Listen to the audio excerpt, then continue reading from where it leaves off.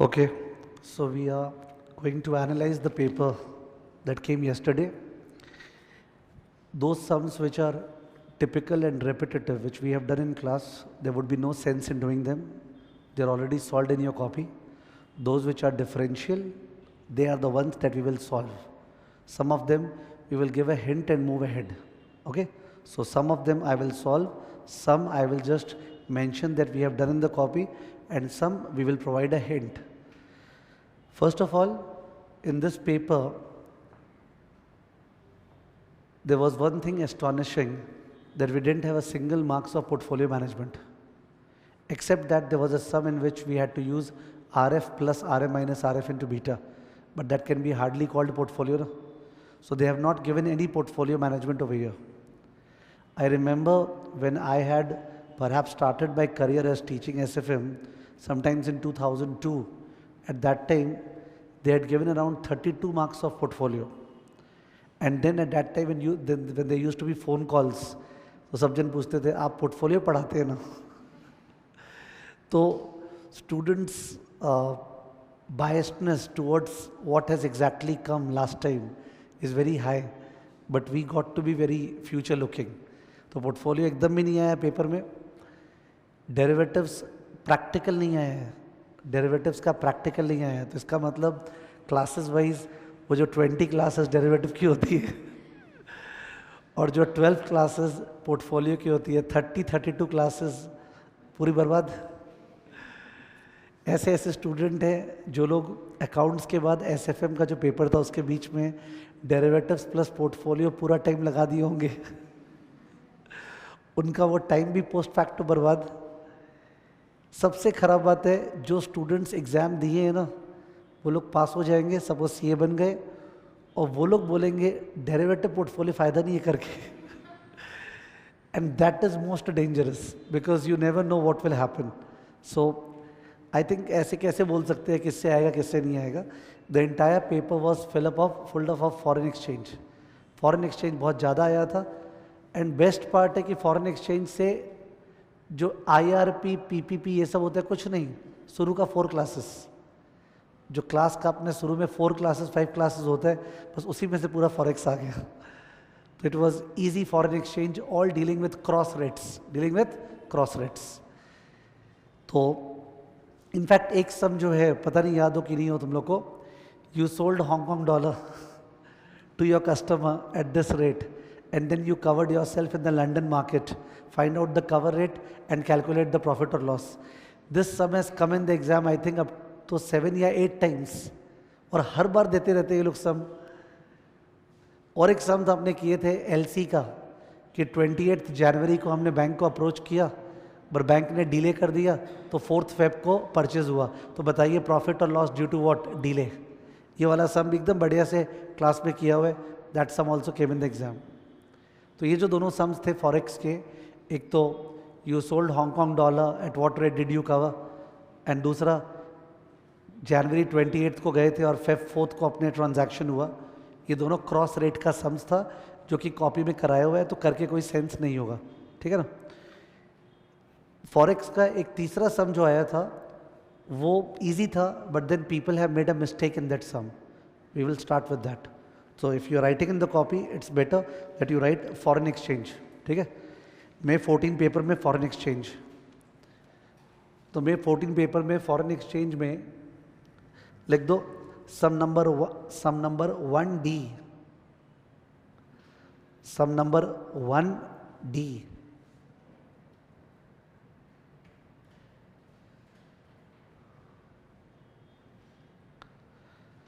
या सम number 1D.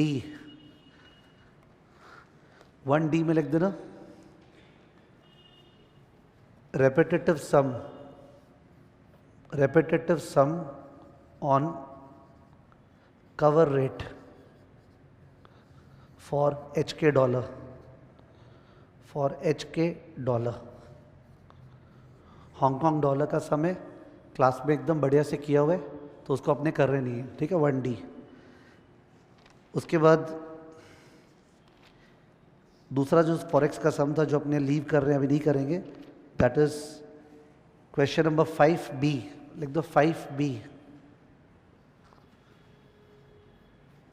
5B फिर से repetitive sum on cross rate, repetitive sum on cross rate, repetitive sum on cross rate dash delay, repetitive sum on cross rate dash delay due to negotiation of LC, delay due to negotiation of LC, letter of credit, third या fourth class में अपना किया हुआ होगा ये, ठीक है, delay due to negotiation of LC।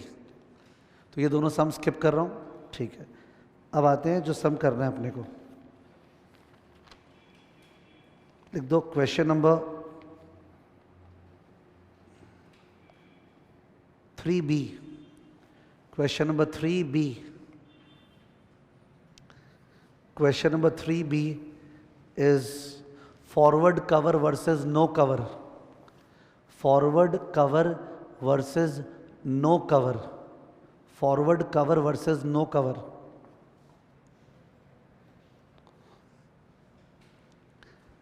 Now before I look at that sum with you, एक चीज बता दूं, ये जो सम है किस टाइप का होता है।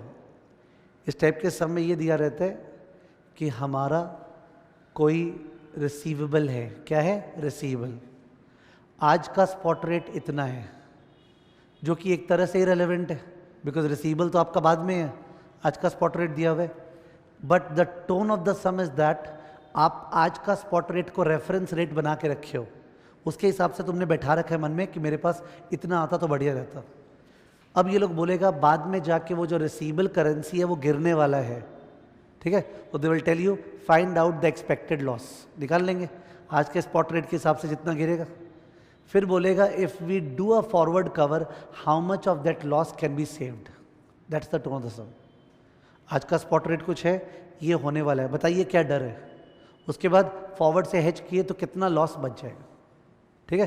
बट ये बहुत सारे स्टूडेंट्स इस सम को एक पर्टिकुलर कारण से रॉन्ग करके आए हैं, ठीक है। तो उसके लिए let's look at that language of the sum 3B।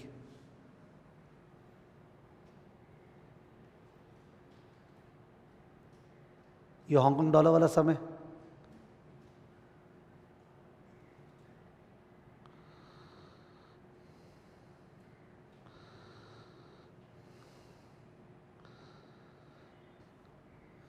कौन से नंबर पे आ गया मैं, mutual fund,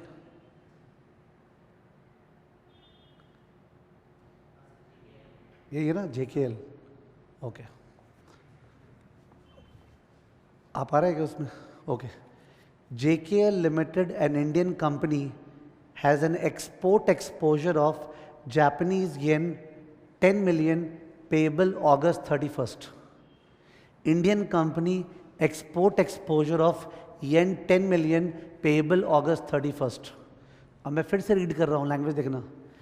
Indian company has an export exposure of yen 10 million which is due on August 31st। तो जो इंग्लिश लैंग्वेज होते हैं ना, which is due on August 31st, वो इंग्लिश लैंग्वेज लिखा हुआ है payable on August 31st। People way confused कि यार ये एक्सपोर्ट लिखा है तो रिसीवेबल है और यहाँ पे क्या लिख दिया है, पेएबल। ये दिक्कत बहुत बड़ा एग्जाम में बैठ के सबको हुआ है। एक्सपोर्ट एक्सपोजर है तो क्या होना चाहिए, रिसीवेबल, और पेएबल वर्ड लिख दिया है। बट पेएबल का यहाँ मतलब है विच इज ड्यू ऑन, नहीं बोलते इंग्लिश लैंग्वेज में, ठीक है। तो export exposure of 10 million which is due on August 31st। तो इन दैट केस कल तो जब फोन कॉल आ रहा था लोगों का तो किसी ने किसी को सहानुभूति देने के लिए मैं बोला था क्या पता मार्क्स दे दे थोड़ा सा, बट फैक्ट बात है, मतलब it's very bad, but they will not give a single marks जो लोग पेएबल मान के करके आए होंगे। ये रिसीवेबल का समय, किसका, रिसीवेबल, ठीक है। तो दैट्स द ओनली पॉइंट, ठीक है। देखते हैं आगे। Japanese yen is not directly coated against रूपी, तभी तो क्रॉस रेट का बात आता है। अपने को चाहिए रूपी पर येन, क्या चाहिए, रूपी पर येन। येन नीचे रखोगे तो बढ़िया, बिकॉज येन ही तो रिसीवेबल है। क्या चीज का डर, येन आने वाला है, क्या चीज का डर, येन गिरने का डर, ठीक है। तो क्लास में बताया गया था कि हमेशा वो चीज लैंग्वेज में लिख देना आंसर में कि भाई येन रिसीवेबल, येन गिरने का डर। करंट स्पॉट रेट्स आर रूपी पर डॉलर 62.22 दिख रहा है, चुपकी नहीं है। INR पर डॉलर 62.22 एकदम सही है। ओके, सेकेंड वाला रेट JPY पर डॉलर 102.34, 102.34। आई होप रेट दिख रहा हो, ठीक है, रेट है ये। रूपी पर डॉलर 62.22, JPY पर डॉलर 102.34। तो कॉमन क्या है, डॉलर। क्रॉस रेट निकालने का तो एक ही तरीका होता है, जो कॉमन करेंसी है उसको काटना है, तो काटने के लिए क्या होगा, डिवाइड। तो 62.22 डिवाइड बाय 102.34 करेंगे तो अपना रूपी पर येन आ जाएगा ना, वो आएगा आज का स्पॉट रेट। तो आज अगर आज के रेट पे आता तो हमारे पास कितना रुपया आता, निकल गया। उसके बाद जाके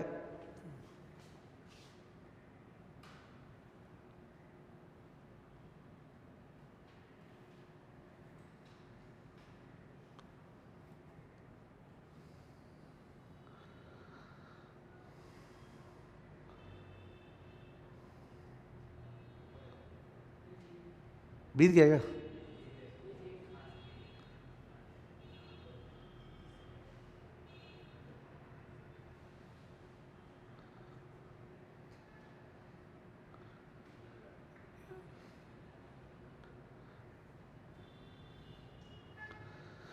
ठीक है, मैं 6 कर दे रहा हूँ। तो ये रेट था। नेक्स्ट पेज बोला है it is estimated that Japanese yen will depreciate to 124 and rupee to depreciate to 65। नया रेट दे दिया, एक्सपेक्टेड रूपी पर डॉलर 65 हो जाएगा और जो येन पर डॉलर 124 हो जाएगा। फिर फॉरवर्ड रेट बता दिए, यानी 3 रेट बता दिया, आज का स्पॉट रेट, फोरकास्ट और क्या, फॉरवर्ड रेट। आज का स्पॉट रेट को S0 बोल रहे हैं, फोरकास्ट को ES और फॉरवर्ड रेट को F। Required calculate the expected loss if hedging is not done. How does the firm, sorry, how the position will change if the firm takes forward cover. ठीक है, let's write down the solution. Number 1, the Indian firm has yen 10 million receivable. The Indian firm has yen 10 million receivable. The Indian firm has yen 10 million receivable.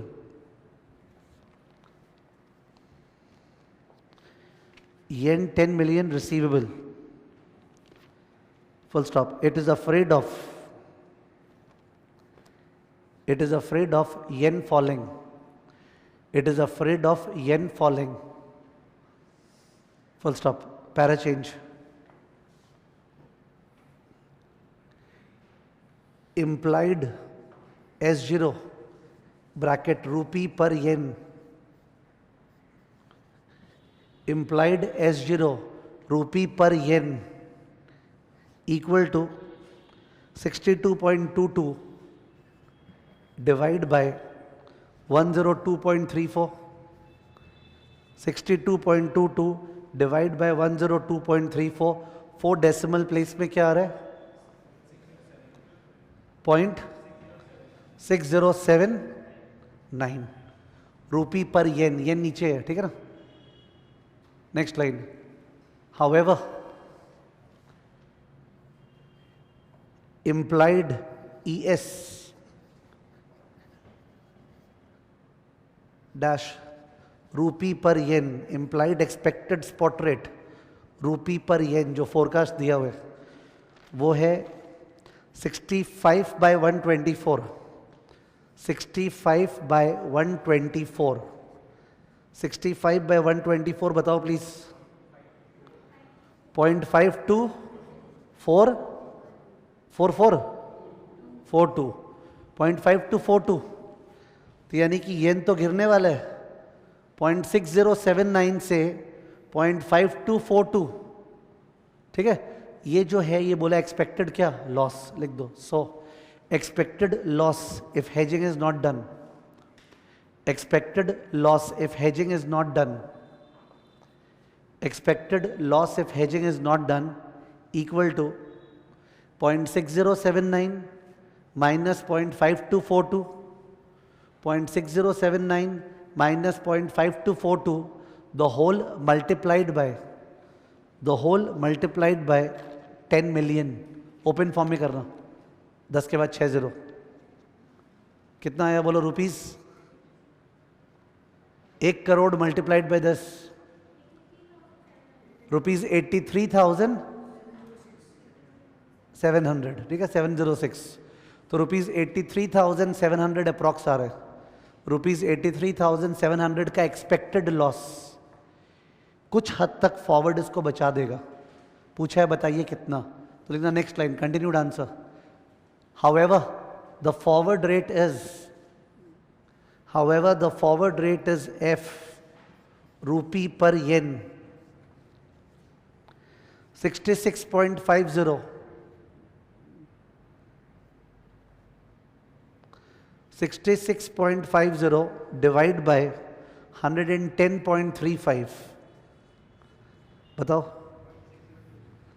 0.6026। तो ये rate आज का spot rate से कम है तो, but कम से कम जो expected spot rate है उससे ज्यादा है, ठीक है। Next line, so the firm should sell yen forward, so the firm should sell yen forward, receivable है तो रिसीवेबल आने वाला उसको हमेशा फॉरवर्ड क्या करते हैं, sell yen forward, full stop. As a result of the forward contract, the firm will save. As a result of the forward contract, comma, the firm will save. As a result of the forward contract, comma, the firm will save.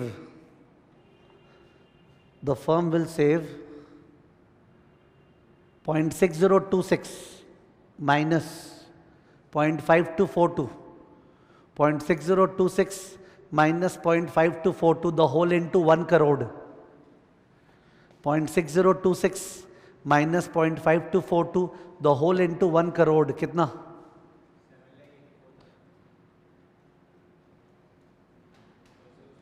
उस पे भी लगता है फिर गलती बोला था। वो वाला अमाउंट कितना आ रहा था? 8,37,000 आ रहा था क्या वो? 10 के बाद मैं तो 60 बोला था 10 लिखने के बाद। वो आ रहा था 8 लाख, वो जो एक्सपेक्टेड लॉस था वो था 8,37,000। 37,000 वो 8,37,000 था, और अभी कितना लॉस बचा लिए? 7,84,000। 7,84,000। पहले वाला 8,37,000 एक्सपेक्टेड लॉस होगा, और ये वाला बचा लिए 7,84,000, ठीक है ना? ओके। सेकेंड पार्ट बोला है, अगर स्पॉट रेट बाद में इतना हो गया, यानी एक्स पोस्ट फैक्टो, बाद में स्पॉट रेट बता दिया कितना हो गया, is the decision to take forward cover justified? ये अपने क्लास में कराया हुआ in the form of ex post analysis. What analysis? Ex post, जिसमें भी compare the forward rate with बाद का स्पॉट रेट, ठीक है। सेकेंड पार्ट लिखो, on maturity S1 equal to, on maturity S1 बोल रहा हूं उसको, S1 maturity, S1 equal to 66.25 divided by 110.85। 66.25 divided by 110.85 equal to what? 0.5977। तो फॉरवर्ड अपने को बचा लिया कि डुबा दिया? बचा लिया। फॉरवर्ड रेट तो इससे हायर था, तो तुम अगर हेज नहीं किए होते तो तुम्हारा येन इस भाव पे बिकता, पर तुम्हारा तो 0.60 कुछ पे बिका है ना। यानी बोल रहा है was the forward justified? Yes. Like the since the forward rate that is 0.6026, since the forward rate that is 0.6026 was greater than 0.5977,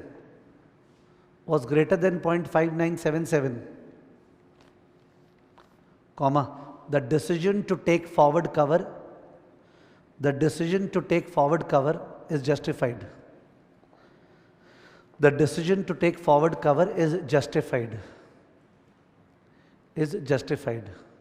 पता नहीं तुम लोग को याद हो कि नहीं, लाइन से एक पर्टिकुलर फॉरेक्स के क्लास में 4th या 5th में ऐसा 4 या 5 सम किए थे। पता है कैसे याद आएगा तुम लोग को? टापा, याद एक सम था टापा। उसी क्लास में जहाँ पे वो टापा किया था ना, वहाँ पे वी हैड डन 4 और 5 सम्स आरटीपी का, एकदम सब सम एक ही पोइट्री है। मेरा रिसीवेबल है, आज ये स्पॉट रेट है, मेरे को इस चीज़ का डर लग रहा है, फॉरवर्ड रेट ये है, और लाइन से ये पूछते जाता है। ठीक है, तो तुम कॉपी खोल के वो वाला क्लास खोला जहाँ टापा वाला सम किया, you will find these sums of this type.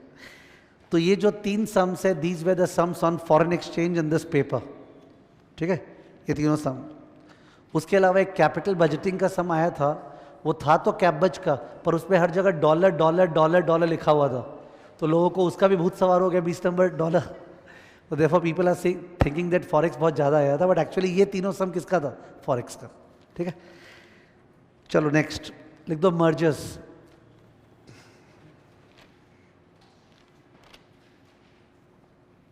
ना मर्जर में एक बार याद करो तुम लोग, जब अपना क्लास चालू होता है मर्जर का, घर जाके चाहे कॉपी देखना, तो मर्जर में सबसे पहला चीज कराते हैं कैश डील। क्या डील? Cash deal. एक कंपनी बी कंपनी को अक्वायर कर रहा है और जो परचेस कंसिडरेशन किस पे दे रहा है? कैश में। उसके बाद उसका 2 पार्ट कराते हैं, एक वैल्यू ऑफ सिनर्जी गिवन और एक सिनर्जी इन अर्निंग्स। जो सिनर्जी होगा ना, ए बी को अक्वायर करेगा तो जो बेनिफिट होगा, ज़्यादातर तो पास्ट एग्जाम्स में सिनर्जी इन अर्निंग्स दिया रहता है, याद है, PAT A plus PAT B plus कुछ। बट बहुत कम सम्स है जहां दिया रहता है वैल्यू ऑफ सिनर्जी, मतलब additional value as a result of what? Merger. तो वो केवल फर्स्ट क्लास पे कराया हुआ रहता है, कारण कि एग्जाम्स के सारे सम्स में सिनर्जी इन क्या आया हुआ है? अर्निंग्स। तो मैं एक बार जानबूझ के सम रीडिंग करे बगैर पहले एक बार क्लास का रिकैप कर रहा हूं, अपने कैसे करते थे, ठीक है, पार्टिसिपेट करना। कंपनी ए का वैल्यू 500 लाख है, 500 लाख ए का, ठीक है ना, मार्केट कैप ए का 500 लाख है, मार्केट कैप बोल रहा हूं। बी का मार्केट कैप 300 लाख है। ए बी को अक्वायर कर रहा है और जो इन्वेस्टमेंट बैंकर्स है बीच में, उन्होंने एस्टिमेट किया है कि the value of the synergy is equal to 100 lakhs, value of synergy. तो ए का मार्केट कैप 500, बी का मार्केट कैप 300 और इन्वेस्टमेंट बैंकर्स ने एस्टिमेट किया है that the present value of synergy is 100 lakhs. तो 100 लाख से क्या बढ़ेगा? अर्निंग्स या वैल्यू? वैल्यू। तो उस केस में अपने ऐसे करते थे, बताओ ए बी को मैक्सिमम कितना देगा? बताओ। 3 फिगर्स मैंने केवल यूज किए हैं, ए का वैल्यू 500, बी का 300 और एडिशनल बेनिफिट कितना होने वाला है? 100। तो ए बी को मैक्सिमम कितना देगा? 400। 300 तो उसका वैल्यू है और 100 लाख का सिनर्जी कितना देंगे? 400। तुम लोग ओवर थिंक कर रहे हो तो अलग बात है, वरना ये तो पढ़ाई का जरूरत ही नहीं है। बी को ए से मिनिमम क्या चाहिए? 300। बी का शेयर होल्डर्स 300 से कमती क्यों लेगा? तो minimum that B wants is the current price, maximum that A can pay is equal to the current price plus what? Synergy. Question जो आया था ना, वो इसी टोन का था, क्वेश्चन इसी टोन का था। बट यस, मैं एक्नॉलेज करूंगा, एग्जैक्ट क्वेश्चन जो है, एग्जैक्ट क्वेश्चन वो नहीं कराया हुआ था। मेरा जो डिक्टेटेड सम कराया हुआ था वो उसी टोन का था, ठीक है। तो if you open your copy letter, of course ये भी और शेयर करेंगे कि जो 2011-12 का मेरा स्टडी मैट होता था, उसमें ये जो सम आया था एग्जाम में, ये same to same sum from our desk में था, because it is from one of the Indian CFA examination का पेपर्स। तो दैट टाइम वो फ्रॉम आवर डेस्क में था। फिर मैंने धीरे धीरे क्या हुआ है, फ्रॉम आवर डेस्क को कम कर दिया है और RTP और पास्ट पेपर्स को ज़्यादा बढ़ा दिया। कहीं ना कहीं तो क्लासेस को ख़त्म करना पड़ेगा ना, ठीक है। तो तुम लोग के मैथ में ये क्वेश्चन नहीं है, बट अगर किसी के पास ब्लैक मैथ है, मास्टर मॉड्यूल अल्फा वाला, तो यू विल फाइंड उसके बुक में ये सब एग्जैक्टली मिल जाएगा फिगर्स के साथ। बहुत ईजी सम तक है, स्टूडेंट्स मोस्टली राइट करके आए हैं, कुछ कुछ सिली मिस्टेक्स कहीं हुए हैं। लेट्स सी तुम लोग क्या करेगा। तो पेज नंबर, सॉरी, ये है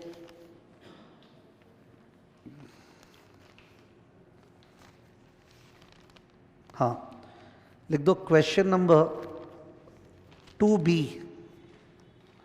question number 2B, mergers and acquisition, question number 2B, okay, mergers and acquisition, question number 2B।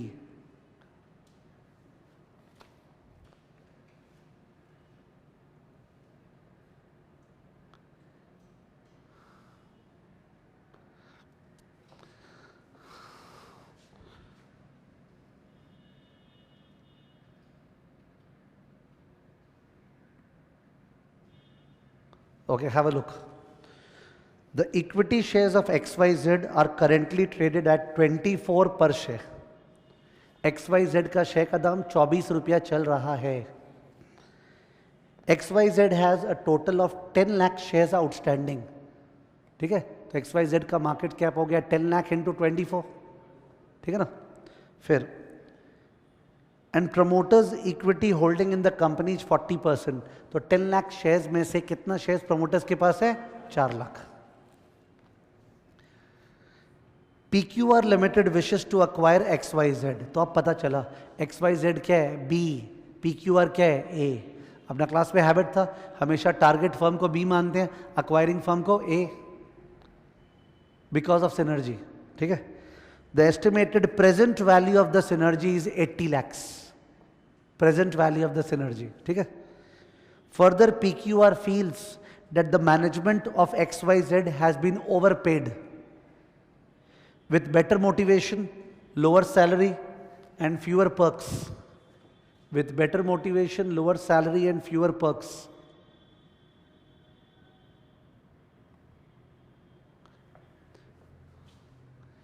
With better motivation, lower salaries and fewer perks for the top management will lead to savings of 4 lakhs per annum. मतलब slow कर रहा हूँ, वो जो company है target, उस पे जो प्रमोटर्स है उनका 40% स्टेक है, वो लोग ही मैनेजमेंट है, और वो लोग सैलरी क्या चार्ज कर रहा है? हायर।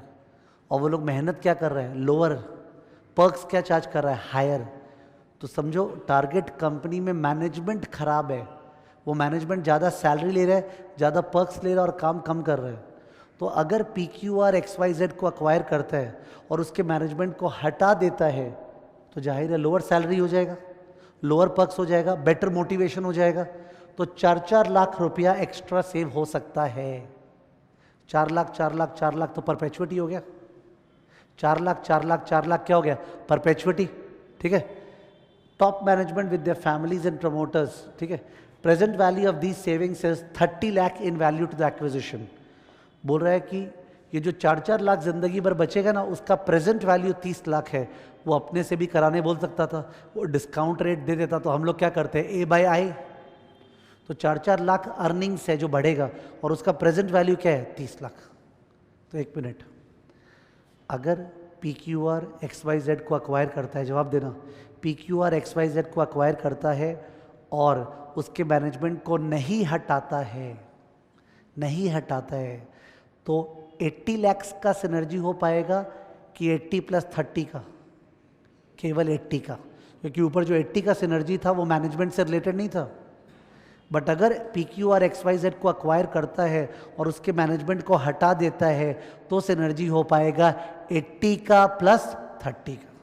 सम में 4 लाख का कुछ नहीं करना है, because 4 lakh is the cause of the synergy. What is the synergy? 30 lakh. 4-4 lakh का PV तो 30 लाख है। तो अगर A B को अक्वायर करता है और मैनेजमेंट को हटाता है, तो 30 लाख का फायदा होगा।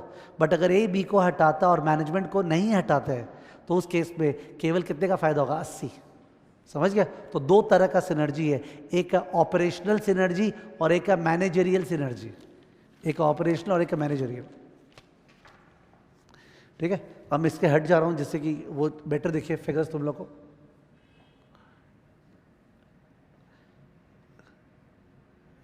ये था A, ये था B। अभी तक अपने को पता है नंबर ऑफ शेयर्स इसका 10 लाख, शेयर प्राइस कितना था उसका? 24, और 24 था, और कुछ और तो सिनर्जी बोला था, ठीक है। अब लास्ट में क्या बोल रहा है? PQR का इंफॉर्मेशन, PQR का EPS दिया हुआ है, EPS 4, number of shares 15 lakh PQR का, मार्केट प्राइस 40।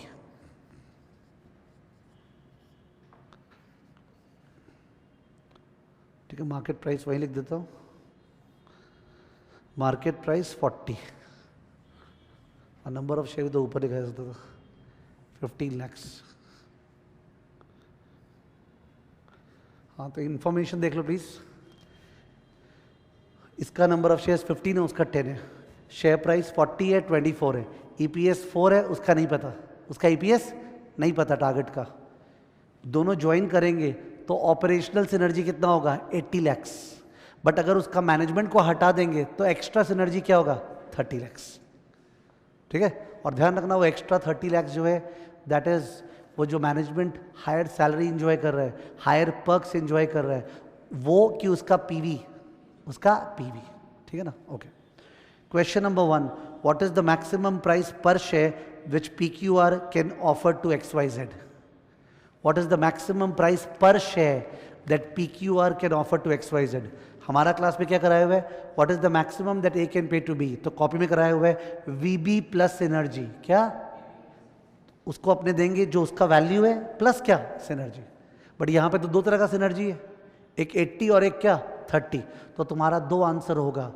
एक होगा अगर उसके मैनेजमेंट को नहीं हटाते हैं तो केवल 80 एक्स्ट्रा देंगे। दूसरा है अगर उसके मैनेजमेंट को हटा देते हैं तो 80 भी एक्स्ट्रा देंगे प्लस 30 भी एक्स्ट्रा, ठीक है। तो सॉल्यूशन प्लीज नंबर 1 का।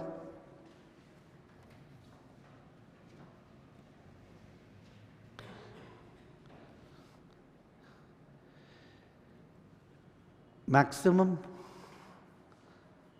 amount that A can pay, maximum amount that A can pay under current management,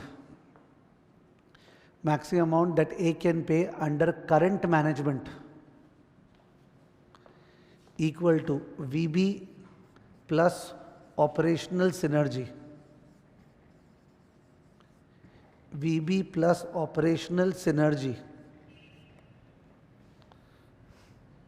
तो VB वॉज 10 इंटू 24, मैं लैक्स में कर रहा हूँ, operational synergy was 80, so 240 plus 80 is what 320 lakhs, 320 lakh, पर वो पर शेयर पूछा था, that is 320 by 10, that is 320 by 10 equal to 32 per share. तो उसको 32 रुपया देने तैयार है अपने मैक्सिमम, अगर उसका मैनेजमेंट रहेगा, उसको हटाएंगे नहीं तो। Next line, however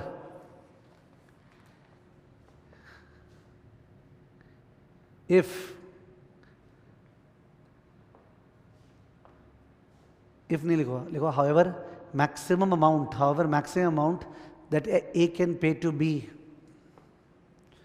maximum amount that A can pay to B under the changed management, maximum amount that A can pay to B under the changed management, maximum amount that A can pay to B under the changed management equal to VB plus operational synergy plus managerial synergy, VB plus operational synergy plus managerial synergy equal to figures क्या है 240 plus 80 plus 30 is equal to what 350 lakhs, that is 35 per share, 350 lakhs that is 35 per share, ठीक है। मेरा estimate है institute का answer 35 per share होगा।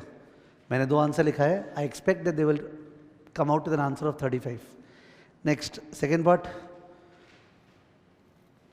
है, question सुनो, क्वेश्चन सुन लो।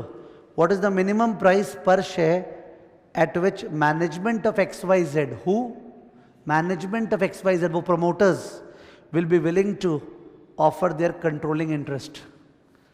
अगर वो बोलता what is the minimum price per share that a normal shareholder of firm B wants, answer होता 24।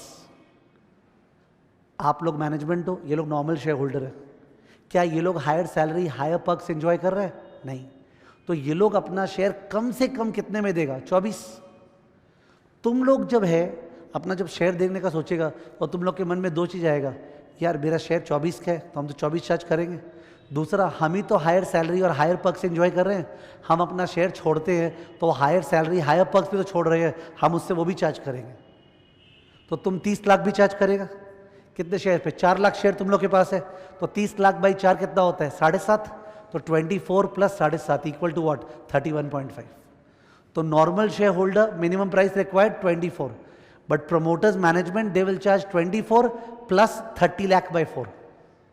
ठीक है, बिकॉज वो लोग का हायर सैलरी हायर पग से क्यों छोड़ेगा वो तो वो मांगेगा ही। लिख दो।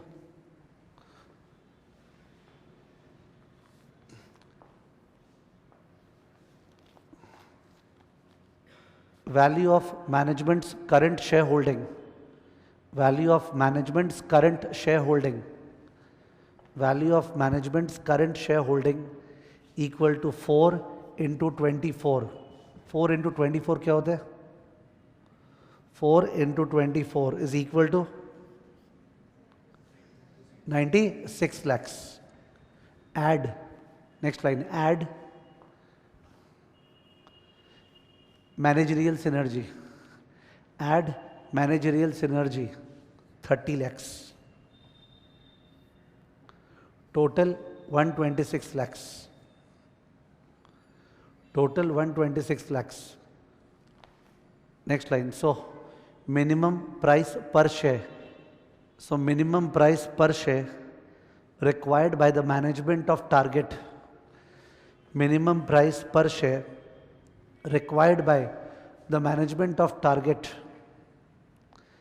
minimum price per share required by the management of target equal to 126 divided by 4. 126 divided by 4 is equal to 31.5. ठीक है, ओके। तो मर्जर का केवल ये एक सम था। नेक्स्ट एक सम था जो अपने कॉपी में म्यूचुअल फंड का किया हुआ है, करके कोई सेंस नहीं है, मैं केवल एक बार याद दिलवा रहा हूँ, ठीक है, रेफर करवा रहा हूँ, और उसमें एक लाइन एक्स्ट्रा दिया है तो अपने हिंट दे के आगे मूव कर रहे हैं, ठीक है ना। लिख दो म्यूचुअल फंड। तो पोर्टफोलियो से तो कुछ आया नहीं, पर म्यूचुअल फंड से आया था। म्यूचुअल फंड ना, म्यूचुअल फंड का अपना कॉपी में 4 या 5 सम्स किया हुआ है एनएवी का, नेट एसेट वैल्यू। तो नेट एसेट वैल्यू का एक सम था जिसमें एक टेबल दिया हुआ था और फिर बोला अपने इक्विटी स्टॉक्स होल्ड कर रहे हैं, कितने में खरीदे थे? 500 करोड़। नीचे जाके बोलता है लास्ट में, जब हम लोग इक्विटी शेयर्स खरीदे थे तब निफ्टी इतना था और आज के दिन निफ्टी इतना हो गया। समझा? 500 करोड़ में हमने शेयर खरीदे थे, वो कॉस्ट दिया है, हमको तो वैल्यू चाहिए। तो निफ्टी कितना था जब खरीदे थे और अभी निफ्टी कितना हो गया, तो हम लोग यूनिटरी मेथड लगा दिए थे कि value of equity equal to 500 crore into current index by old index, if you could remember. ठीक है, उसके बाद और भी बोला था listed bonds, unlisted bonds, cash in hand वगैरह वगैरह, एसेट्स हो गया, लेस लायबिलिटीज और divided by number of what units. ठीक है, तो एनएवी का ऐसा क्वेश्चन क्लास में हमेशा से किया हुआ है, कोई भी टर्म का स्टूडेंट हो, डजंट मैटर, 2013 का लास्ट टर्म का या उसके पहले का, एनएवी का एक सम था। इस सम में एक लाइन एक्स्ट्रा दे दिया है, सुनना क्या। Last line of the sum है operating expenses paid during the year. Okay, एक मिनट में सम दिखा दूं। It is question number 3A, mark कर लेना, question number 3A, sum on NAV.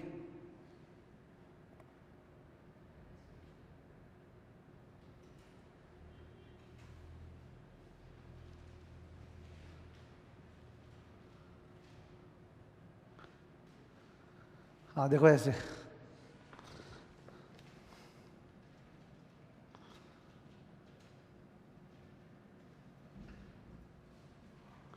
समझ रहे हो? Listed shares at cost 40 lakh, but अपने को तो उसका वैल्यू चाहिए, तो लास्ट में जाके इंडेक्स दिया हुआ है, तो 40 लाख इंटू अभी का index divided by index at purchase.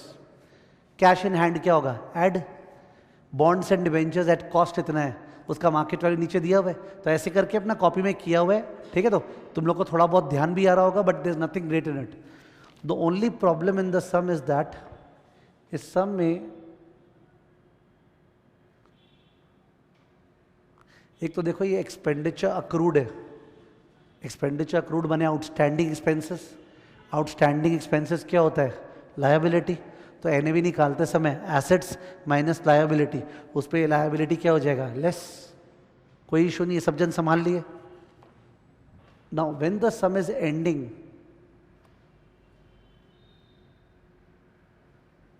then the last line of the sum.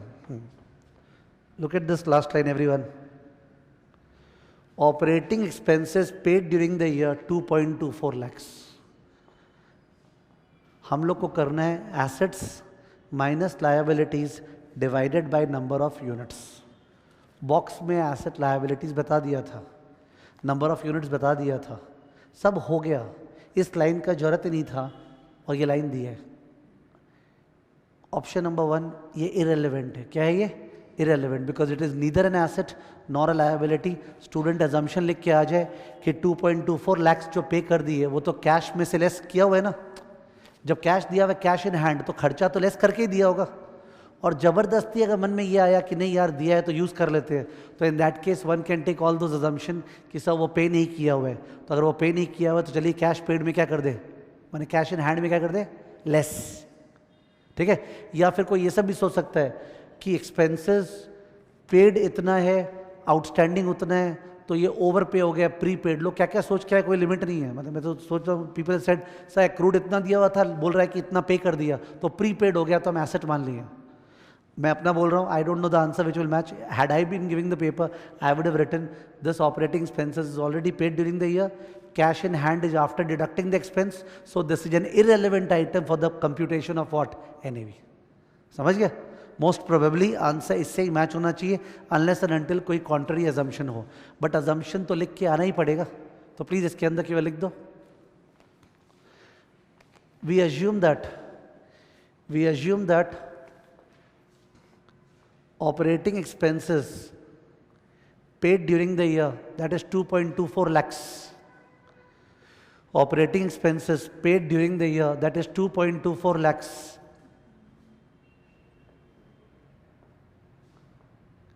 has already been deducted,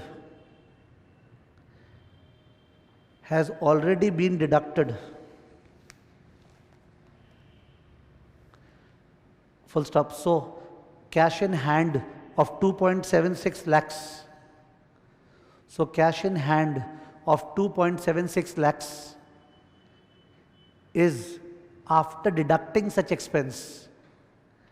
Cash in hand of 2.76 lakhs is after deducting such expense. Full stop. So the expense paid during the year is irrelevant in the calculation of NAV. Expense paid during the year is irrelevant in the calculation of NAV. Expense paid during the year is irrelevant in the calculation of NAV.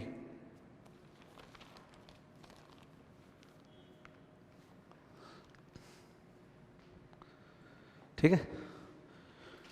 Next, अब आते हैं अपने security analysis. Security analysis, तो security analysis में एक बार class को याद कर रहे हैं। क्लास में मैं 3 पार्ट करवाता था। एक पार्ट होता था बॉन्ड, एक पार्ट होता था इक्विटी और एक पार्ट होता था हाइब्रिड। बॉन्ड, इक्विटी और हाइब्रिड। हाइब्रिड माने ऑप्शनली कन्वर्टेबल डिवेंचर, ओसीडी। एक डिवेंचर है, इन्वेस्टर का मन हुआ तो उसको बॉन्ड के तौर पे ट्रीट करेगा और उसका मन हुआ तो उसको शेयर्स में कन्वर्ट करेगा। ध्यान आ रहा हो तो 3 पार्ट अपना क्लास का होता था, बॉन्ड, इक्विटी और क्या, एनएवी। इस पर्टिकुलर पेपर में प्योर बॉन्ड से, बॉन्ड में क्या क्या करते थे, intrinsic value of the bond, YTM, duration, ये सब करते थे अपने। उस पोर्शन से कुछ नहीं आया है। इस पेपर में इक्विटी से आया है 2 सम्स। उसके अलावा इस पेपर में अपने क्या बोलते हैं, ओसीडी से आया है। किससे आया है? ओसीडी। आई डोंट रिमेम्बर, मैंने आई don't know whether you all, जिसने भी एक क्लास अमेंडमेंट क्लास की थी लास्ट टर्म में, जो अमेंडमेंट क्लास हुई थी, अगर बाई चांस तुम लोग किया नहीं होगा शायद, because that was meant for May 14, है ना। कोई नहीं अगर अमेंडमेंट क्लास की थी, फर्स्ट क्लास दैट आई टुक, जिसपे मैंने गलती से बहुत ज़्यादा लोग आ गए थे, if you would have heard, पूरा का पूरा लेन क्राउडेड हो गया था। तो उस क्लास में मैंने बोला था स्पेसिफिकली इम्पॉर्टेंट है ऑप्शनली कन्वर्टेबल डिवेंचर का सम। ठीक है, तो वो सम इस बार एग्जाम में आया है, बट उस पर भी लोगों ने सिली मिस्टेक्स किया होगा। तो सिक्योरिटी एनालिसिस काफ़ी मार्क्स का पेपर में इक्विटी आया है, ओसीडी आया है, इक्विटी और ओसीडी। इक्विटी में अपने क्या क्या करते थे, DDM, it is come in the exam, FCFF आया है, ईवीए याद है। तो इक्विटी का 3 सम आया है, डीडीएम, एफसीएफएफ और ईवीए। और ओसीडी का अलग से सम है, तो टोटल कितना सम हो गया? 4। यानी सबसे ज्यादा marks carrying in this paper has been what? Security analysis. समझ गए? ओके, तो सबसे पहले अपने ईवीए का सम करते हैं। ईवीए का सम 4A है। ये कौन सा नंबर चल रहा है अपना? 3B था क्या?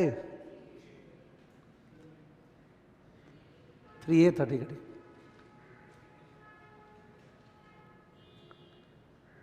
हाँ, okay, pay attention. This is, लिख लो, question number 4A, economic value added, equity वाला सेक्शन है। याद कर ले एक बार, जिससे बेटर रहेगा रीडिंग करते समय। Economic value added is NOPAT minus KC into capital employed. याद नहीं आ रहा तो इस तरह याद दिला रहा हूं। इकोनॉमिक वैल्यू एडेड मतलब अपने क्या अर्न करने वाले हैं माइनस अपने को क्या अर्न करना चाहिए। तो अगर कंपनी का कैपिटल एम्प्लॉयड 500 लाख है, capital employed equity plus debt, और केसी 12% है, तो 12% और 500 लाख कमाना चाहिए। 12% और 500 कितना हो गया? 60। मैं कैपिटल एम्प्लॉयड बोला हूं इक्विटी प्लस डेट, तो यानी कि ये जो कमाना चाहिए 60 लाख किसके लिए? इक्विटी और डेट दोनों के लिए। और कंपनी जो अर्न करने वाला है दोनों के लिए, उसको बोलते हैं नोपैट। क्या बोलते हैं? नोपैट का फॉर्मूला, नोपैट क्या होता था? EBIT into 1 minus T. NOPAT is EBIT into 1 minus T. तो फर्म जो अर्न करते हैं, करने वाला है दोनों के लिए, माइनस जो अर्न करना चाहिए। तो EVA का फॉर्मूला था NOPAT minus KC into capital employed. तुम लोग को याद नहीं आ रहा है तो उस केस में you would not like the discussion. 1 minute शांति से रिकैप कर ले, ध्यान दो।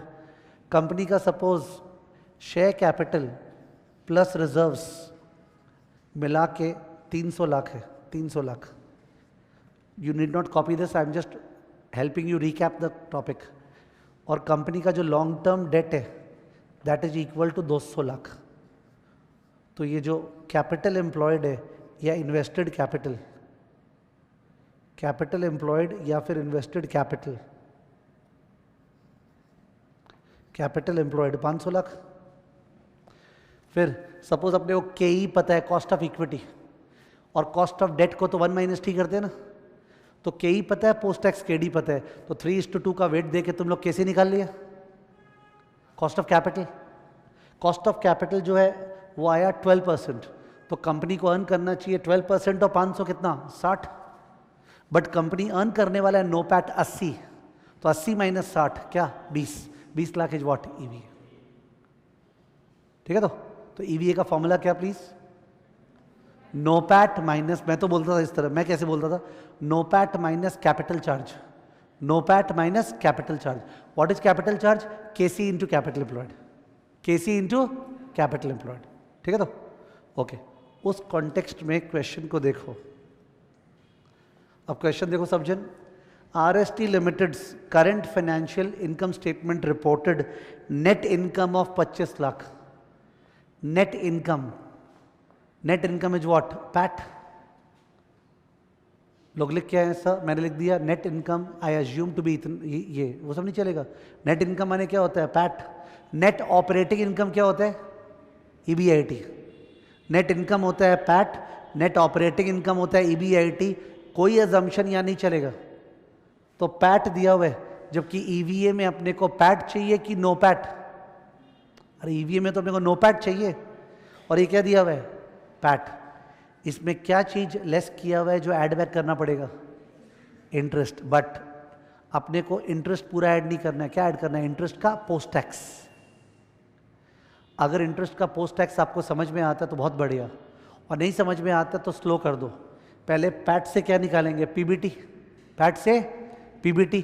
PBT में इंटरेस्ट ऐड करेंगे तो क्या आएगा? EBIT। और EBIT को 1 माइनस टी करेंगे तो क्या आएगा? NOPAT. तुम्हारा मन।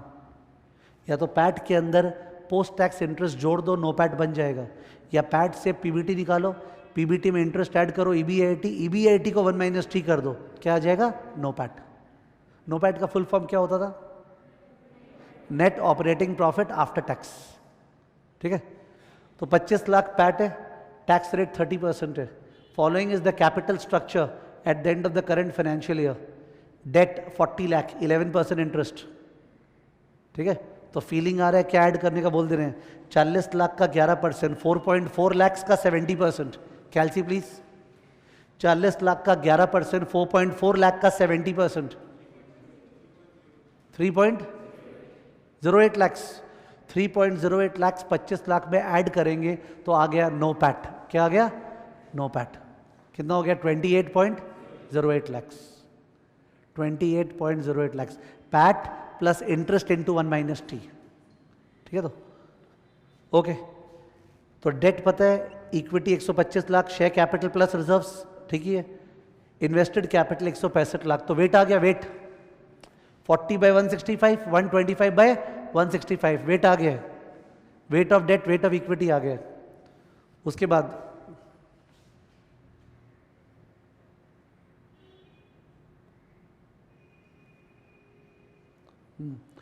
उसके बाद दिया हुआ है कॉस्ट ऑफ इक्विटी निकालने के लिए beta 1.36, RF 8.5%, average market risk premium. Market risk premium क्या? RF minus RF. तो इससे क्या निकल गया? केई। क्या निकल गया? केई, ठीक है, केई निकल गया। नीचे पूछा क्या है?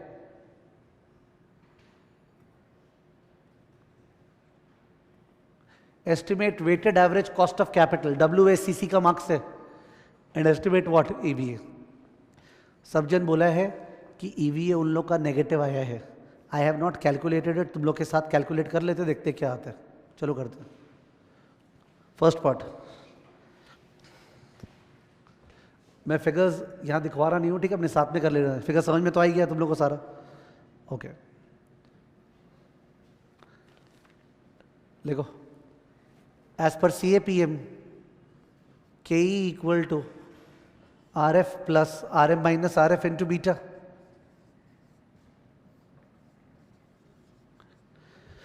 As per CAPM, KE equal to RF plus RM minus RF into beta. कौन सा नंबर चल रहा है ये सम? 4A। तो in that case the figures are 8.5 plus 9 into 1.36। बताओ,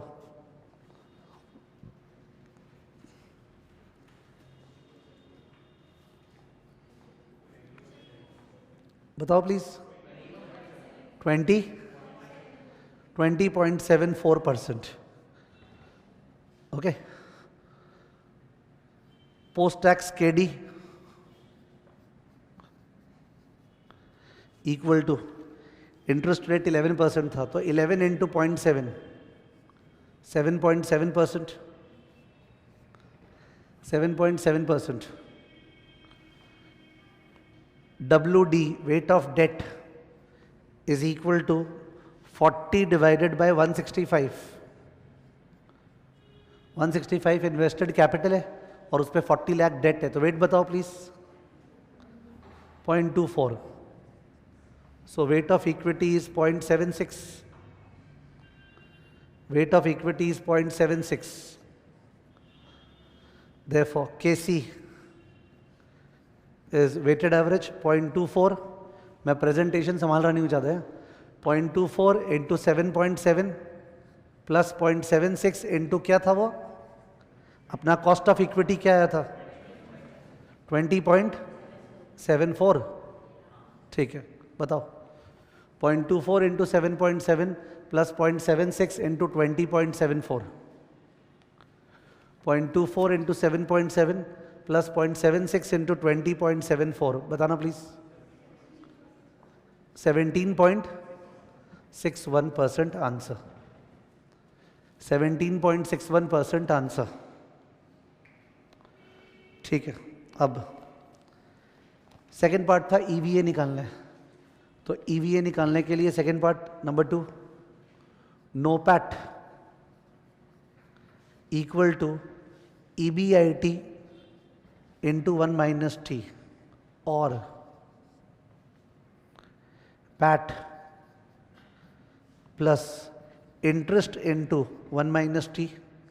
दो तरीका है NOPAT निकालने का, EBIT इंटू 1 माइनस टी या फिर पैट के अंदर पोस्ट टैक्स इंटरेस्ट ऐड कर दो। तो पैट कितना दिया हुआ था क्वेश्चन में? 25 lakhs, 25 प्लस इंटरेस्ट है 11% ऑफ 40 और 1 minus T is 0.7, 25 plus 11% of 40 into 0.7, तो ये अपने निकाले थे वर्बली 28 पॉइंट क्या 08, दिस इज 28.08, 28.08 lakhs, 28.08 lakhs। ये आ गया अपना नोपैट, देयरफॉर सॉरी, उसके बाद EVA equal to NOPAT minus KC into capital employed, EVA equal to NOPAT minus KC into capital employed, तो is equal to 28.08 minus KC कितना है 17.6, 1% of 165,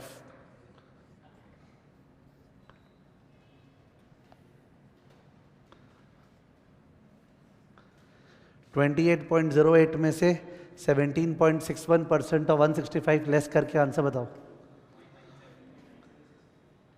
negative या positive? Negative. Negative कितना 0.9765 lakhs answer, 0.9765 lakhs। एक company जिसका economic value added negative है, it is investing in negative NPV projects, it is creating wealth और destroying wealth, destroying. वो comment लिख देना चाहिए, बेटर प्रेजेंटेशन होता है, लिख दो negative EVA suggests, negative EVA suggests that the company is destroying wealth for the shareholders. Negative EVA suggests that the company is destroying wealth for the shareholders. Negative EVA suggests that the company is destroying wealth for the shareholders. Company is destroying wealth for the shareholders.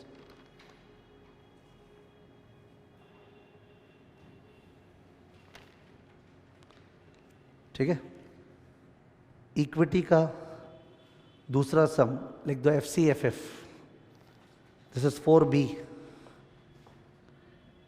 4B।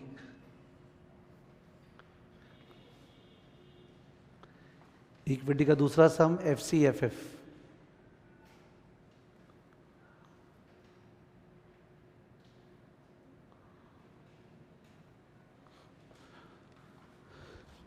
याद कर लें एक बार। Suppose 2 stage DDM का समय, 2 stage DDM का, तो उसमें अपने एक टेबल बनाते हैं, ईयर्स, डिविडेंड, प्रेजेंट वैल्यू, और उसके बाद जाके बोलता है ग्रोथ रेट इतना % फॉर एवर, तो अपने करते हैं D6/RE - G, फिर उसको पुल कर लेते हैं, टेबल प्लस फॉर्मूला, याद है। 2 स्टेज FCFF का समय, तो एक टेबल बनेगा जिसमें ईयर पर्टिकुलर्स 1 2 3 4, क्या बच सोचना, पर्टिकुलर्स 1 2 3 4, अब उसमें रेवेन्यू, खर्चा, EBIT, NOPAT, net investment, FCFF, present value आ जाएगा। उसके बाद जाके 4 साल बाद, 5 साल बाद something bye KC - G, something bye KC - G, ये होता था। FCFF का फॉर्मूला क्या होता है? FCFF, free cash flow for the firm, is equal to NOPAT minus net investment, NOPAT minus net investment. भूल भी जाता है तो याद करने का तरीका ये है कि free cash flow for the firm में, फॉर द फर्म नोपैट लें कि पैट? फॉर द फर्म है नोपैट। FCFE में क्या लेते थे? पैट, फॉर इक्विटी था वो। FCFF में नोपैट, FCFE में पैट। और फ्री वर्ड क्यों बोलते हैं? बिकॉज फ्री का मतलब होता है इन्वेस्टमेंट करने के बाद। नेट इन्वेस्टमेंट का फॉर्मूला मेरे बोलने के बाद याद आएगा शायद तुम लोग को, capital spending minus depreciation plus change in working capital. Capital spending जितना प्लांट में लगाया less depreciation plus change in working capital, that used to be the formula. ठीक है, ज़्यादातर जो हॉराइजन पीरियड है उस पर लिखा रहता था capital spending will be offset bye depreciation. ठीक है, अब देखते हैं, मैंने ऊपर का पार्ट दिखाया नहीं, मैं रीड कर रहा हूँ। Following information is given in respect of WXY Limited, which is expected to grow at 20% per annum for the next 3 years, after which growth will stabilize at 8% per annum forever. 20% for 3 years, 8% forever. कितने साल का table? 3 साल का. 20% growth rate for 3 years. उसके बाद जाके formula, table plus formula. ये जो फिगर्स है ये for the year ended March 31, 2014, जो साल बीता है. Revenue, COGS, operating expense, capital expenditure, depreciation included in COGS and operating expense 600 crore. तो रेवेन्यू में से अगर अपने COGS और ऑपरेटिंग एक्सपेंस लेस किए करते हैं 7,500 माइनस 3,000 इस 4,500, 4,500 minus 2,250 is equal to what? 2,250. ये जो किया है क्या इसमें डेप्रिसिएशन लेस हो चुका? यस. वो बोला ना depreciation included in COGS and operating expense. तो तुमने जो निकाला अभी 2,250 दैट इज EBDIT या EBIT? EBIT. डेप्रिसिएशन लेस हो चुका है. क्या निकला? EBIT. EBIT को क्या करेंगे तो NOPAT आएगा इंटू 1 - T. NOPAT सोचो मन में आ गया. NOPAT में से क्या लेस करते हैं तो फ्री कैश फ्लो आता है? Net investment. नेट इन्वेस्टमेंट क्या होता है? Capital spending. दिया हुआ है क्या? Yes. Capital spending minus depreciation दिया हुआ है 600 plus change in working capital अभी तक नहीं पता. प्लस और एक चीज़ याद रखना चाहिए, ये तो साल बीत चुका. मेरे को जो बीत चुका उसका फ्री कैश फ्लो निकालना है कि आने वाले साल का? आने वाले साल का. जो बीत चुका उससे क्या मतलब है? हाँ, पर जो टोन दिया है वो बढ़िया टोन दिया है, कैलकुलेशन बढ़िया से हो रहा है, वर्किंग कैपिटल का इंफॉर्मेशन अभी तक है नहीं. ठीक है, तो we move to the next page.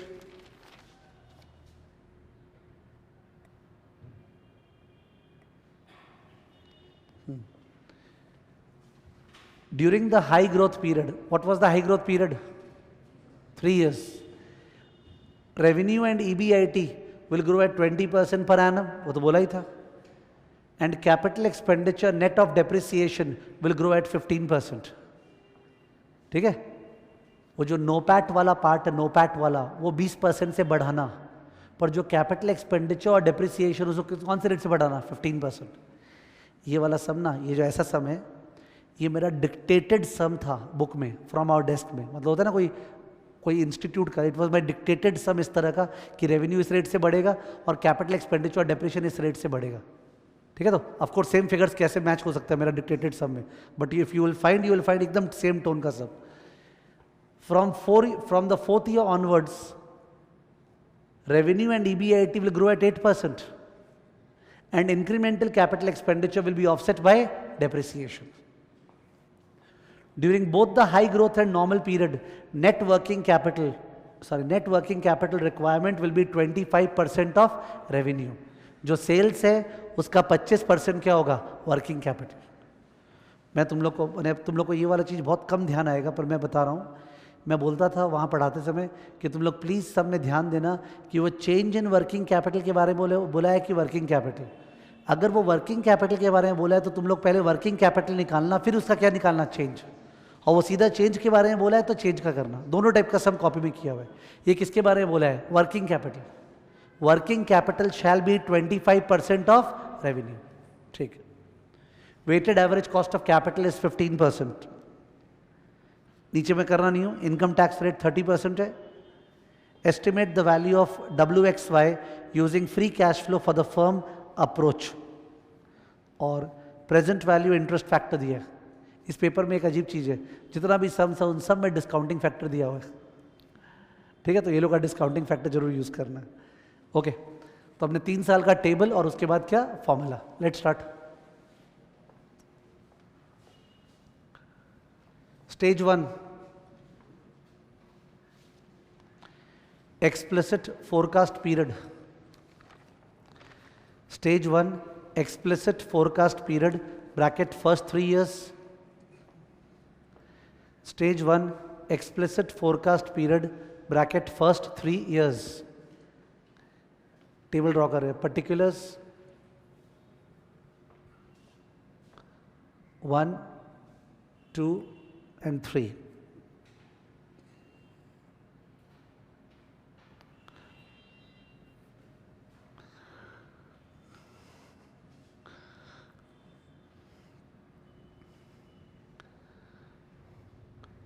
Point number A. सुनो प्लीज, कॉपी करने को हम अभी रेवेन्यू कॉपी कर सकते हैं। जो रेवेन्यू है वो कॉपी कर सकता है कितना परसेंट बढ़ा के, 20%। उसके बाद COGS कॉपी कर सकता है क्या बढ़ा के, 20%। फिर ऑपरेटिंग एक्सपेंस बढ़ा के कितना, 20%। बट जो स्टूडेंट ये कर रहा है वो पूरा टाइम वेस्ट कर रहा है, क्योंकि revenue minus COGS minus operating expenses what, EBIT, और EBIT भी तो 20% से ग्रो कर रहा है। इनफैक्ट नोपैट भी तो 20% से ग्रो कर रहा है। तो अगर कोई टाइम बचाना चाह रहा है उसको ना रेवेन्यू लिखना चाहिए, ना COGS, ना ऑपरेटिंग एक्सपेंस, ना EBIT, सीधा क्या लिखना चाहिए, नोपैट। क्या लिखना चाहिए, नोपैट। तो यहां लिखना नंबर A, नोपैट। अब बात यह है कि ये नोपैट तो हम तब लिख पाएगा जब हम जो साल बीत चुका उसका नोपैट निकाले। जो साल बीत चुका है उसका नोपैट निकालेगा तब तो इंटू 1.2 इंटू 1.2 इंटू 1.2 तीनों साल का आ गया। तो समझ गया। तो जो साल बीत चुका है उसका नोपैट निकालना पड़ेगा अपने को वर्किंग नोट में। ठीक है, तो तुम लोग नेक्स्ट पेज में निकालो एक बार वर्किंग नोट। पूरा एक पेज का स्पेस छोड़ दो। Working note, working note, NOPAT for the year just ended. NOPAT for the year just ended equal to revenue minus COGS minus operating expense, the whole into 1 minus T. Revenue minus COGS minus operating expense, the whole into 1 minus T. यानी कि 7,500 minus 3,000 minus 2,250, the whole into 0.7. बोलो 1575। Okay, 1575 last year था, इसको 20% से बढ़ाओ। 1575 into 1.2, 1890 into 1.2, 2268 बोला क्या, 2268 into 1.2 rounded off 2722 round of कर दिए। ये आ गया नोपैट। जो ये किया स्टूडेंट उसका करीब 5-7 मिनट्स बच गया एग्जाम हॉल में, क्योंकि बार बार रेवेन्यू लिखता, बार बार COGS लिखता, बढ़ा बढ़ा के बार बार, वो उसके बदले सीधा निकल गया।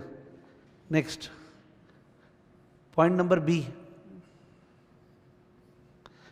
तो आराम से अब याद आया कि नोपैट से फ्री कैश फ्लो निकालने के लिए नेट इन्वेस्टमेंट चाहिए। नेट इन्वेस्टमेंट होता है capital spending minus depreciation plus change in working capital. Capital spending और डेप्रिसिएशन पे ध्यान देते हैं।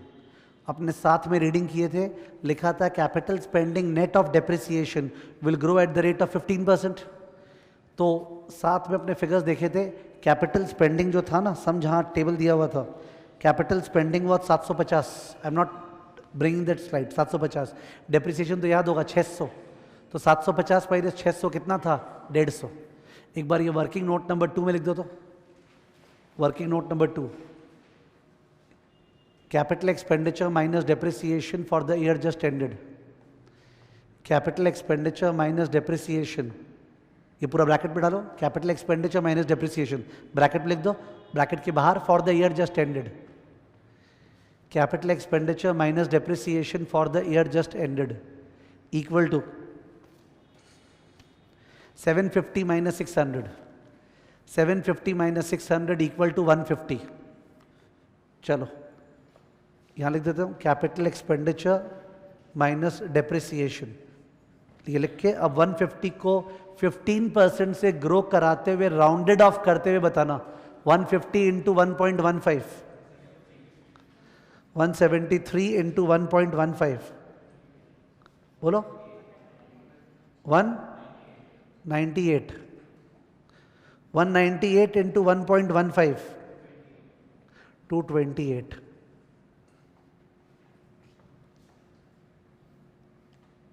नंबर सी, अपने साथ में रीड किए थे तो याद दिलवाना मेरे को, इस सब में जो लैंग्वेज था वो वर्किंग कैपिटल के बारे में था या उसके चेंज के बारे में? वर्किंग कैपिटल के बारे में, तो हम लोग वर्किंग कैपिटल लिखेंगे। Number C, working capital.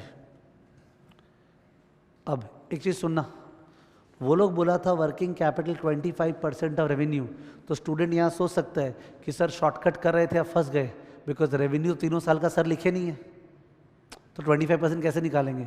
But then तुमको भी पता है कि अगर कोई चीज़ वर्किंग कैपिटल रेवेन्यू का 25% है और 25% कांस्टेंट है, तो रेवेन्यू जिस रेट से बढ़ेगा उसी रेट से क्या बढ़ेगा? Working capital. अगर वर्किंग कैपिटल रेवेन्यू का 25% है तो रेवेन्यू जिस रेट से बढ़ेगा उसी रेट से तो वर्किंग कैपिटल बढ़ेगा, और रेवेन्यू कौन से रेट से बढ़ रहा है? 20%। तो हम लोग वर्किंग नोट में जाके पहले जो लास्ट ईयर का वर्किंग कैपिटल निकाल देते हैं और उसको 20% बढ़ा देते हैं। Working note 3, working capital for the last year, working capital for the last year equal to 25% of 7500, 25% of 7500, 25% of 7500, yes please, 1875, 1875। अब तुम लोग आ जाओ वापस से, 1875 को 20% बढ़ा के बोलना, 1875 into 1.2 rounded off 2250 into 1.2 2700 into 1.2 3240। पर फ्री कैश फ्लो निकालने के लिए अपने को वर्किंग कैपिटल चाहिए कि उसका change. Number D, change in working capital. अपने सबको याद होगा जब ये बड़ा बड़ा सम्स करते थे ना तो क्या हाल होता था क्लास में।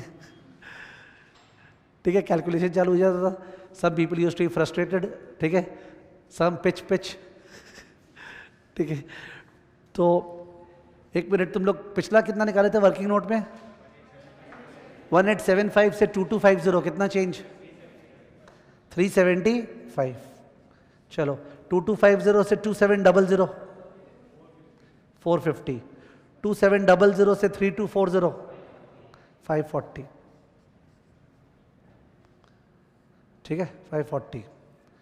अब क्या कर रहा हूं टाइम बचाने के लिए, नोपैट में से बताना कौन कौन सा चीज लेस करूं, बी, सी और डी में से? बी और डी लेस होगा, है ना?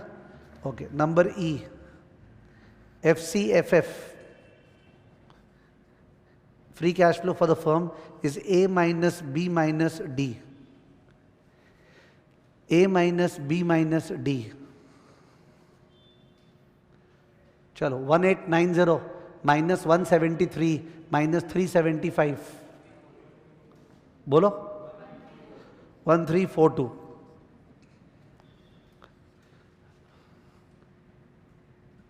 2268 माइनस 198 माइनस 450 1620।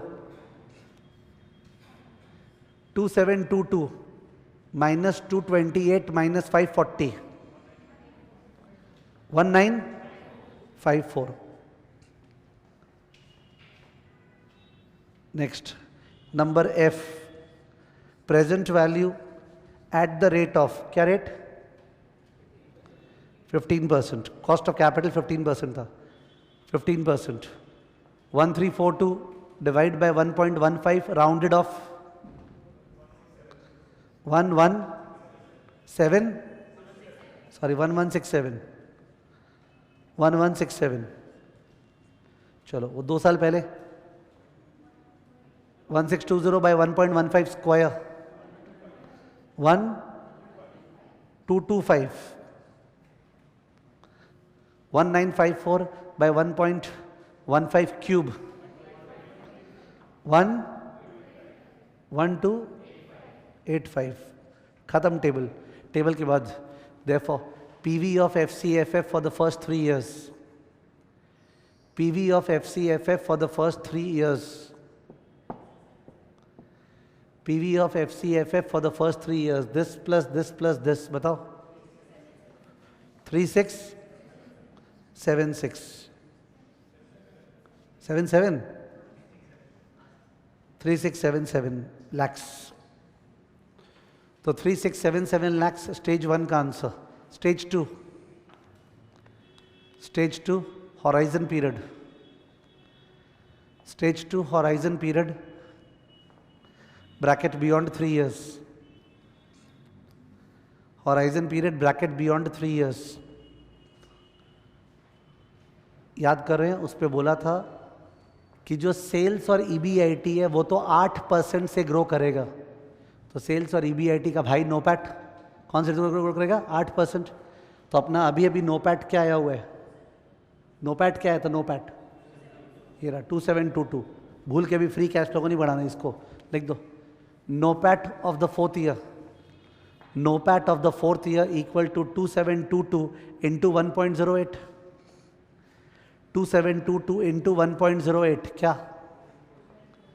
2940. अब सुनते जाओ, साथ में आपने रीड किया था, लिखा था capital spending will be offset bye depreciation. But working capital तो रेवेन्यू का परसेंटेज है, और अगर रेवेन्यू बढ़ रहा है तो वर्किंग कैपिटल भी बढ़ेगा. तो अपना लेटेस्ट वर्किंग कैपिटल जो आया था, वर्किंग कैपिटल चेंज का बात नहीं कर रहा हूँ, 3240, ये 3240 8% बढ़ेगा. गलत बोल दिया. हाँ, 3240 कितना बढ़ेगा? 8% बढ़ेगा.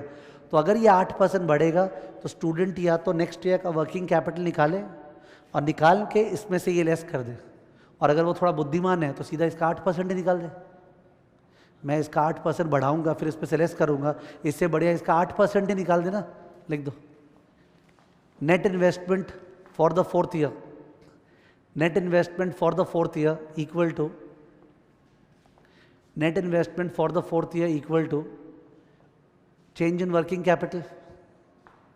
Change in working capital equal to 8% of 3240. 8% of 3240. मेरे को लगता है स्टूडेंट लोग इस पे गलती किया होगा. अगर कोई पर्सन 540 का 108% किया, आंसर नहीं मैच करेगा. वर्किंग कैपिटल का 108% अलाउड है, फिर उस पे से 3240 लेस करो, पर आप चेंज को बढ़ा दिए ना, गड़बड़ हो गया. यहाँ पे people must have been in a queue to make a mistake. I know this. यहीं पे मिस्टेक हुआ होगा. 3240 का 8% बताओ क्या? 259. Therefore FCFF4, जैसे D4 लिखते हैं ना, FCFF4 इक्वल टू नोपैट में से लेस कर दो. FCFF4 नोपैट में से लेस कर दो, बताओ कितना?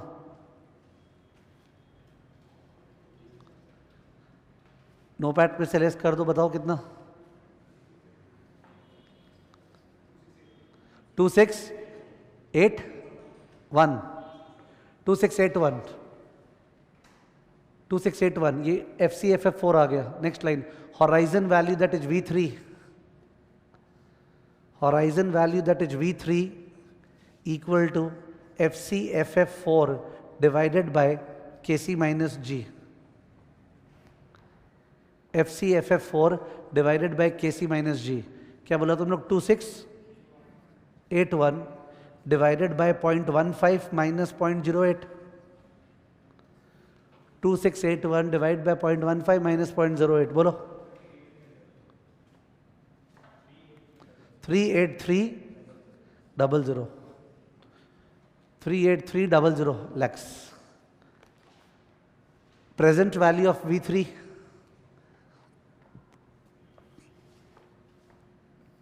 Present value of V3 equal to 38300 divided by 1.15 cube.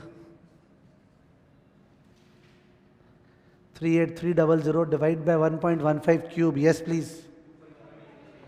25183. 25183. 25183. 25183. Last line, hence value of the firm equal to stage 1 plus stage 2. Value of the firm equal to stage 1 plus stage 2. Value of the firm equal to stage 1 plus stage 2।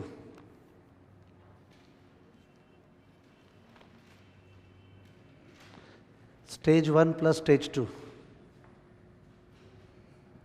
कितना आया? 28860 lakhs, 28860 lakhs approx. एक तो अपने ये लोग का factors use करना भूल गए, ये लोग का फैक्टर्स दिया हुआ था ना, अपने अपना यूज किए, और दूसरा हर जगह राउंडिंग ऑफ किया था, ठीक है। तो 28860 lakhs approx value of the firm. एक बार याद करते हैं, वैल्यू ऑफ द फर्म में से क्या लेस करना पड़ता है वैल्यू ऑफ इक्विटी निकालने के लिए? वैल्यू ऑफ द फर्म निकला है minus market value of debt plus market value of non trade investments to get the value of equity, that divided by number of shares equal to intrinsic value per share। तो dictated सम में और एक दो line और है जो अपना class पे किया हुआ है, ऐसा ही सम है प्लस उस पर एक दो लाइन और है, ठीक है। ओके, इक्विटी का जो तीसरा सम था ना, मतलब मैं बोला इक्विटी का 3 सम आया, इक्विटी का 3 आया है और ओसीडी का 1। तो जो बाकी दोनों क्वेश्चंस है नहीं, उस पर इक्विटी का तो छोड़ रहा हूँ बिकॉज वो डीडीएम का सम है। किसका? डीडीएम का। इनफैक्ट वो सम को तो देख लो, it is so easy so that you don't feel that why have I left it.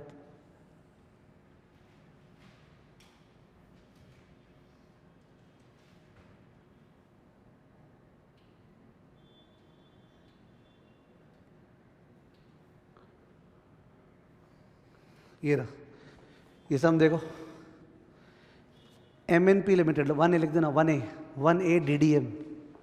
Question number 1A जो कंपलसरी होता है ना, तो नॉर्मली हम लोग बोलते हैं 1A बहुत खतरनाक सम होता है, इस बार उल्टा था। MNP has declared a dividend of 4 पर शेयर, डिक्लेयर्ड एंड पेड, 4 रुपया पे कर चुका, क्या हो गया? D0। It is expected to grow 20% per annum for 2 years, D1 D2 आ जाएगा, एंड 10% देयर आफ्टर, उसके बाद 10%। Required rate of return 15%, compute the price at which the share should sell. समझा? टेबल में years 1 to dividend present value हो गया, उसके बाद D3 by RE minus G और प्रेजेंट वैल्यू, ठीक है। तो 1A लिख देना डैश, सिंपल, ठीक है। डीडीएम का एकदम सिंपल सम है, तो अपने वो किए नहीं है। उसके बाद question number 6A OCD, 6A OCD, 6A optionally convertible debenture. Although typical sum है, अपने आप हो जाना चाहिए, बट मैं चाह रहा हूं कि जब आए हो तो फिर रिवाइज करा दो टॉपिक को। OCD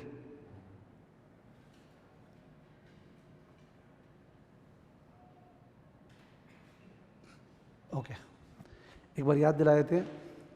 OCD में ऑप्शनली कन्वर्टेबल डिबेंचर में इस तरह कराते थे, सुनना, 1000 फेस वैल्यू है, सपोज 10% कूपन है, 5 साल है, तो 100 रुपया 100 रुपया 100 रुपया 5 बार, ठीक है। तो और लास्ट पे 1000। पर ये कन्वर्टेबल है, इन्वेस्टर चाहे तो इस बॉन्ड के बदले 10 शेयर्स ले सकता है। कितना शेयर्स? 10 शेयर्स। तो इधर you treat it as a bond और व्हाट? शेयर्स। तो मैं बोलता था इसका 2 तरह का वैल्यू होता है, एक होता है कन्वर्जन वैल्यू और एक होता है straight debt value. Conversion value word से समझ में आ रहा होगा, is the value of the OCD as if it is what? Convertible. तो जो 10 शेयर्स कन्वर्ट होगा तो 10 इंटू आज का शेयर का दाम, 10 इंटू आज का शेयर का दाम, conversion value N into S। क्या बोले? N इंटू S, N माने number of shares into S share price, हो गया। दूसरा स्ट्रेट वैल्यू मतलब बाजार में जो सिमिलर NCDs है, बाजार में जो सिमिलर NCDs का फुल फॉर्म क्या होता है? नॉन कन्वर्टेबल डिवेंचर, जिनमें ऑप्शन फीचर नहीं है, उनका जो यील्ड चल रहा है YTM, उससे पुल करो इसको, मतलब 100 into PVIFA plus 1000 into PVIF value of the bond. पर कौन से रेट से पुल करोगे? बाजार में जो NCDs है उनके यील्ड से पुल करेंगे, तो निकलेगा इस OCD का क्या दाम होना चाहिए था अगर ये कन्वर्टेबल नहीं होता तो। थिंक अबाउट इट, कोई फॉर्मूला नहीं है। एक value number of shares into price as if convertible है, दूसरा इसका पुल करेंगे कूपन और फेस वैल्यू कौन से रेट से? बाजार में जो NCDs है उनसे। दोनों में से जो भी हायर आया, दोनों में से जो भी हायर है उसको बोलते थे floor value. What value? Floor.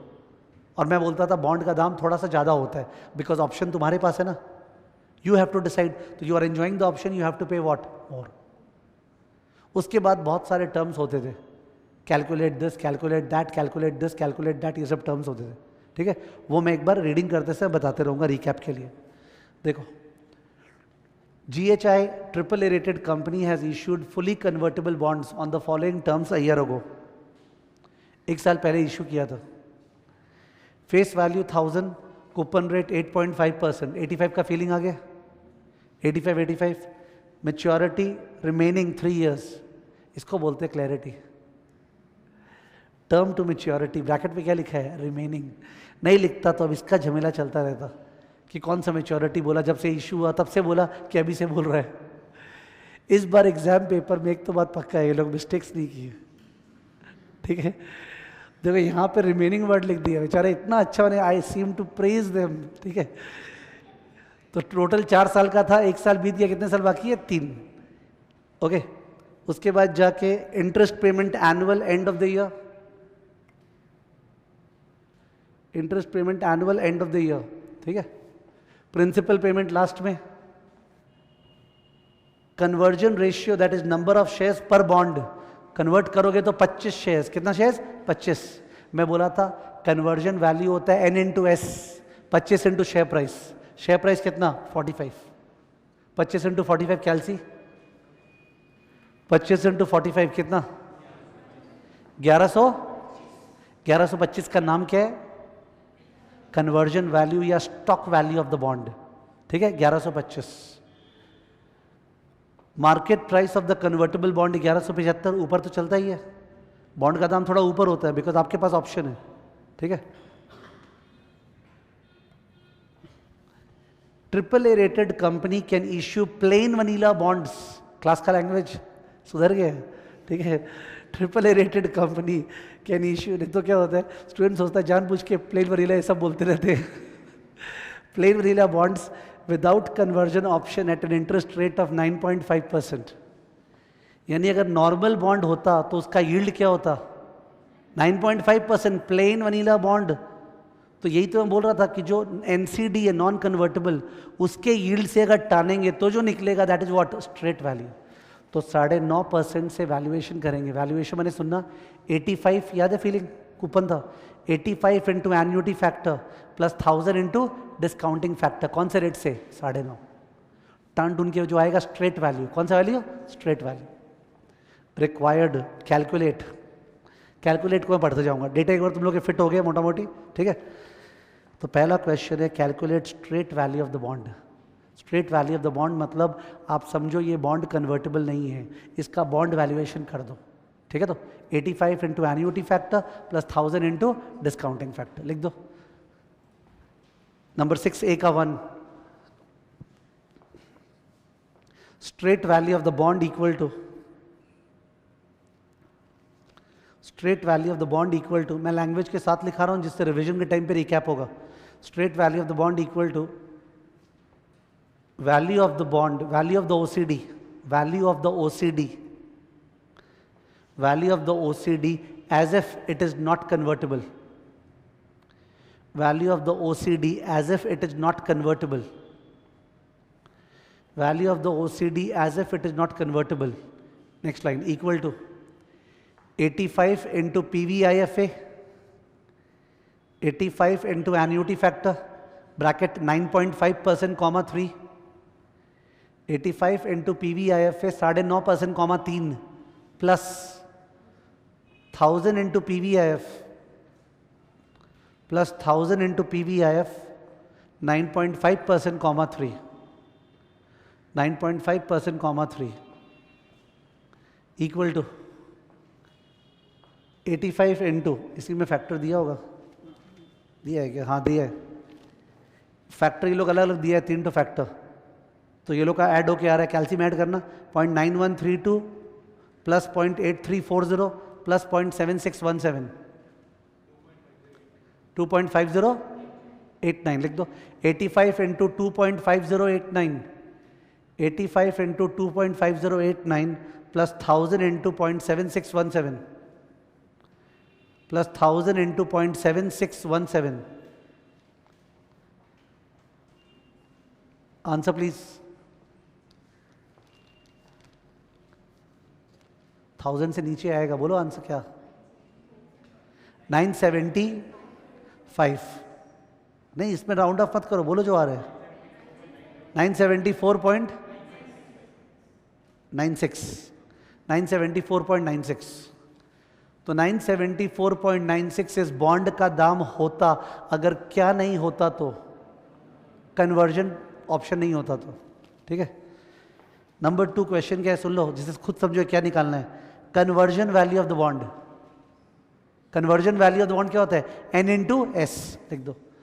Conversion value of the bond equal to n into S. Conversion value of the bond equal to n into S. So 25 into 45.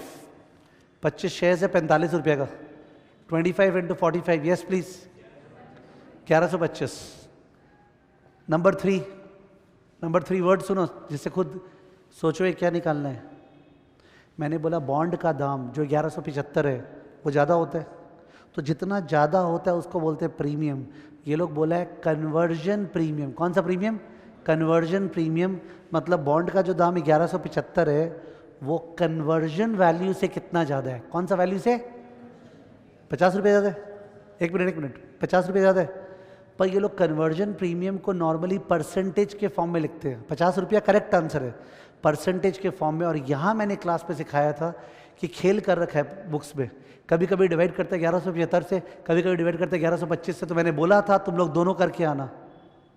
Conversion premium as a percentage of bond price, as a percentage of conversion value. लिख दो. Conversion premium as a percentage of bond price. Conversion premium as a percentage of bond price equal to bond price minus conversion value divide by bond price the whole into 100. Bond price minus conversion value the whole divide by bond price into 100. तो 1175 minus 1125 divided bye 1175 into 100. 50 by 1175. 50 by 1175 क्या, 4.26. Next line. As a percentage of conversion value. Next line. As a percentage of conversion value dash 50 by 1125 into 100. 50 by 1125 into 100 क्या, 4.44%. बताना तो तुम लोग के time पे सम वापस से आया सपोज, और लिखा क्वेश्चन में लिखा रहा कैलकुलेट कन्वर्जन प्रीमियम पर शेयर. कैलकुलेट कन्वर्जन प्रीमियम पर शेयर. तो उस केस में जो 50 है डिवाइडेड बाय 25, डिवाइड बाय 25, तो आंसर क्या होगा, 2 रुपीज़ पर शेयर. रुपीज़ में आंसर होगा. ऐसे भी बुक्स पे पूछा हुआ है कैलकुलेट कन्वर्जन प्रीमियम पर शेयर. तो जो डिफरेंस था 50 divided by number of shares 25. ठीक. Number 4. Percentage of downside risk. Percentage of downside risk मतलब है अगर शेयर का दाम गिरना चालू हुआ, किसका दाम, शेयर का दाम गिरना चालू हुआ, तो ये जो ओसीडी है ये अट्रैक्टिव होने लग जाएगा कि खराब. खराब. ये ओसीडी कन्वर्टेबल इनटू शेयर्स और शेयर्स का दाम गिर रहा है तो ये ओसीडी खराब हो रहा है. बट शेयर का दाम चाहे कुछ भी गिर जाए, ओसीडी का वैल्यू किस दाम के नीचे नहीं जा सकता है. तुम निकाल चुका है. चाहे शेयर का दाम कितना भी गिर जाए, ओसीडी का दाम किसके नीचे नहीं जाएगा, 976, 974 जो भी निकाला था. बिकॉज अगर शेयर बर्बाद है, ठीक है मेरे पास बॉन्ड है, क्या इशू है, मेरा बॉन्ड तो बॉन्ड है ना. तो बॉन्ड का दाम 1175 से मैक्सिमम कहाँ तक गिर सकता है, 976. परसेंटेज ऑफ डाउनसाइड रिस्क 1175 से 976. पर कंफ्यूजन है, इसको डिवाइड किससे करें. तो 2 आंसर, एक बार डिवाइड करेंगे 1175 और एक बार 976. लिख दो. Percentage of downside risk dash 1175 minus 976 point, sorry 1175 minus 974.96 divide by 1175 into 100.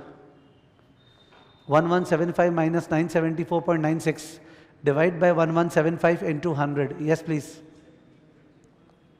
17.02%. Or 1175 minus 974.96 divide by 974.96 into 100 equal to 20.52%.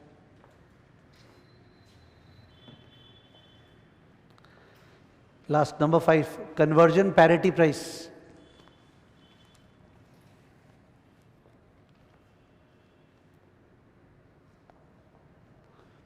Conversion parity price. Conversion parity price का मतलब ना, शेयर का दाम क्या होना चाहिए था, 45 था ना, तो शेयर का दाम 45 के बजाय क्या होना चाहिए था जिससे कि conversion value would have been equal to bond price. तुम लोग तो कन्वर्जन वैल्यू 1125 निकाला था.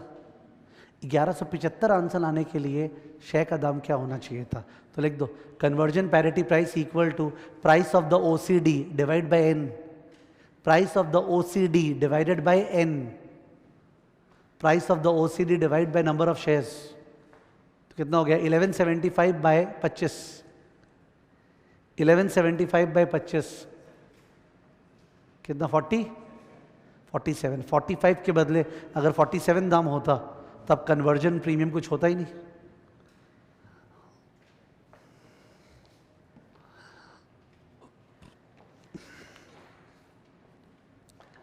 अभी जो बैच चल रहा है उसमें टोटल मैंने 9 क्लासेस लिए कल तक, 28 तारीख तक. 5 क्लास बिल्डिंग ब्लॉक का और 4 क्लास जो है फॉरेक्स का. ठीक है. पहली की क्लास में और अभी क्लास में क्या डिफरेंस है, आजकल बिल्डिंग ब्लॉक में डिविडेंड का, जो डीडीएम का और बॉन्ड वैल्यूएशन का सब नहीं कराते हैं. पहले कराते थे, अगर ध्यान करेगा तो, फिर सेकेंड टाइम फिर से सिक्योरिटी में कराते थे. बिकॉज आजकल उसके अंदर कंज्यूमर फाइनेंस, हाउसिंग फाइनेंस ज़्यादा कराते हैं. तुम्हारे बैच में भी किया हुआ कंज्यूमर फाइनेंस, पर आजकल वहाँ ज़्यादा फोकस कर देते हैं. तो अभी जो 9 क्लासेस हुआ है, फॉरेक्स का 4 और बिल्डिंग ब्लॉक का 5, उन क्लासेस में से इस पेपर में 36 मार्क्स का आया हुआ है. मतलब लकीली कल सुबह जब वो लोग को बताएंगे तो वो लोग, अरे कल सुबह जो क्लास किया ना उससे 2 सम्स आ गया. अरे ऐसा हाल हुआ. तो there is 1 sum over here on commercial paper and 1 sum over here on consumer finance, car loan, flat rate of interest. 2 sums यहाँ पे है, एक कमर्शियल पेपर का और एक किसका, कार लोन का. I don't remember which batch, मैंने तुम्हारा हो सकता है कमर्शियल पेपर अपना फाइनेंशियल सर्विसेज में किया हुआ है, residuals.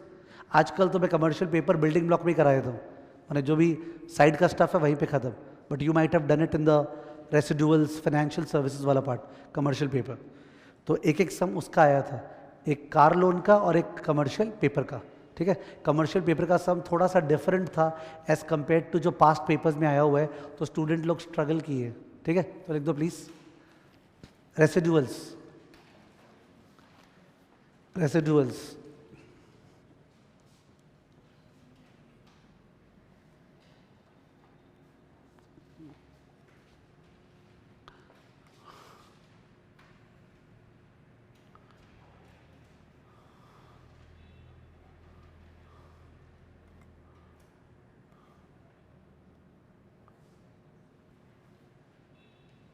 Okay, this is question number 1C. एक बार याद दिला दे जिससे एकदम वेगनेस में नहीं सोचो. Commercial paper was a short term ZCB, short term ZCB issued at a discount and redeemed at par. तो अगर 10 लाख फेस वैल्यू का कमर्शियल पेपर है, 10 लाख, और इश्यू हुआ 9,42,000 पे. कितने पे? 9,42,000 पे इश्यू हुआ और 10 लाख फेस वैल्यू है. तुम लोग इन्वेस्टर्स हो, हम कंपनी हैं, तो इन दैट केस तुम लोग का जो यील्ड है वो होगा F minus P divided by P into 100 into 365 by N. F minus P by P into 100 into 365/n या इंटू 12/n डिपेंडिंग अपॉन सम में फोकस डेज पे है कि मंथ पे है। ये क्लियर है? तुम लोग का yield F minus P by P, ठीक है, 10 लाख माइनस 9,42,000 बाई 9,42,000 इंटू 100 एनुलाइज्ड। मेरे पास घर पे 9,42,000 नहीं आया, तुम लोग 9,42,000 दिया, पर मेरे पास वो नहीं आया बिकॉज मेरे को 3 खर्चा करना पड़ता है। कौन कौन सा खर्चा? Brokerage, stamp duty, rating charges. Brokerage, stamp duty, rating charges. तो पास्ट पेपर्स में जो सम आया हुआ है ना, उस पर तो इंस्टीट्यूट ने पोइट्री कर दिया। पोइट्री क्या? पहले F minus P by P into 100 से परसेंटेज निकाल लो, उस परसेंटेज में वो तीनों खर्चा जो ना, स्टैम्प ड्यूटी, ब्रोकरेज और रेटिंग चार्जेस को पर एनम करके क्या कर देता है? ऐड। आंसर खत्म। इतने बार ये सम आया हुआ है, पहले F माइनस पी से आप इंटरेस्ट निकालिए, फिर जो तीनों खर्चा है वो ऐड कर दीजिए, तो कंपनी का कॉस्ट ऑफ फंड्स आ गया। क्या आ गया? Cost of funds. ठीक है, तो हम लोग भी क्या होता है, तुम लोग से शेयर किए हुए कि अगर इंस्टीट्यूट कोई पर्टिकुलर सम कोई पर्टिकुलर तरीके से बार बार करता है तो बुद्धि लगाए बिना फिर वैसे ही करा देते हैं। क्योंकि मैं कभी इस सॉल्यूशन से सेटिस्फाइड नहीं हुआ, ये जो F माइनस पी वाला है। क्यों? क्योंकि जो F minus P by P है वो तो P का परसेंटेज निकला, और जो स्टैम्प ड्यूटी और फ्लोटेशन और लगता है वो सब फेस वैल्यू पे लगता है। स्टैम्प ड्यूटी ये सब फेस वैल्यू पे लगता है। तो हो रहा क्या है, तुमने कॉस्ट निकाला परसेंटेज ऑफ P और उस पर बाकी 3 परसेंटेज ऐड किया, वो परसेंटेज एक्चुअली किस पे है? F। बट सिंस जिंदगी भर ऐसे किया हुआ है तो लगता है कौन माथा पच्ची करेगा, छोड़ यार, लेट द स्टूडेंट एंजॉय। तो कॉपी में जब तुम कमर्शियल पेपर देखेगा तो यू विल फाइंड ऐसा सम अपना किया हुआ है। ठीक है ना? अब अपने ये वाला सम देख रहे हैं, तो it was a slightly different sum on commercial paper, please pay attention. तो दिस वॉज अ सम जहाँ पे स्टूडेंट का राइट करना रॉन्ग करना उसका ब्रेन बताता है कि वो क्या करके आया है, कुछ ऑफ ट्रैक सोच सकता है क्या। AXY Limited is able to issue commercial paper of 50 lakh every 4 months at the rate of 12.5%. 12.5%। इसका मतलब वो लोग बोलना चाह रहे हैं, बैक कैलकुलेशन से आप P निकाल सकते हो। F minus P by P into 100 into 12/4 is equal to 12.5। Solve for what? P निकल जाएगा। ठीक है। The cost of placement of commercial paper issue is 2,500 पर issue, 2,500 खर्चा लगता है। AXY is required to maintain line of credit of 1.5 lakh in bank balance। 1,50,000 का bank balance रखना पड़ेगा तब जाके एलिजिबल है कमर्शियल पेपर इशू करने के लिए। ये रिक्वायरमेंट है, बोल रहा है 1,50,000 जमा रखना पड़ेगा बैंक के पास। The applicable income tax rate is 30%. What is the cost of fund after taxes to AXY for commercial paper issue? The maturity of commercial paper is 4 months. So this was the data given. Student लोग commercial paper देख के गए थे, वो लोग F minus P by P into 100 वाला formula से P निकाले हैं, सब जन लाइन से। हाइट्स वाले लोगों का बात अलग है, ठीक है, बट नॉर्मली लोग P निकाले हैं। P निकालने के बाद वो P क्या है, जो कंपनी को मिला या जो इन्वेस्टर दिया? इन्वेस्टर दिया। कंपनी के पास वो P आया या P से 2,500 कम? P से 2,500 कम, तो P से 2,500 लेस कर देना चाहिए था। Let's call it P star, let's call it P star. उसके अलावा ये जो नया चीज़ दिया है, 1.5 लाख रुपया मेरे को जमा करना पड़ रहा है एलिजिबिलिटी के लिए, तो 1.5 लाख रुपया मेरा लॉस है या उसका इंटरेस्ट मेरा लॉस है? इंटरेस्ट। मेरा कोई पैसा पड़ा हुआ जो हम उठा सकता है, तो इंटरेस्ट लॉस है ना। तो 1.5 लाख का अपने 12.5% 4 महीने का इंटरेस्ट निकाल देंगे। 1.5 लाख पे 12.5% 4 महीने का इंटरेस्ट, वो भी मेरा लॉस हो गया। तो वो भी अपने P से क्या करेंगे? लेस। तो P में से 2,500 लेस कर दिए, P में से वो लेस कर दिए, वो आ गया P स्टार। नेट फंड्स क्या? Net funds. अब जो नेट फंड्स आ गया P स्टार, तो कॉस्ट हो गया F minus P star divided by P star into 100 into 12/4। और ये जो एनालाइज कॉस्ट आया, इसको इंटू 1 माइनस टी, इसको इंटू 1 माइनस टी। F देना है, निकाल लेते हैं। मेरे पास नेट क्या आया कट के, तो जो मेरे पास नेट आया और जो हम देगा वो डिफरेंस तो मेरा कॉस्ट है, डिवाइडेड बाय जो आया इंटू 100 इंटू 12/4। आंसर मिलने का कमती स्कोप है 1-to-1 इंस्टीट्यूट से, बिकॉज वो डिपेंड करता है वो लोग कैसे किए। दूसरा तरीका सुनना, पी निकाल लिए, पी निकालने के बाद बोले एफ माइनस पी अपना कॉस्ट है प्लस 2500 कॉस्ट है, एकदम सही है।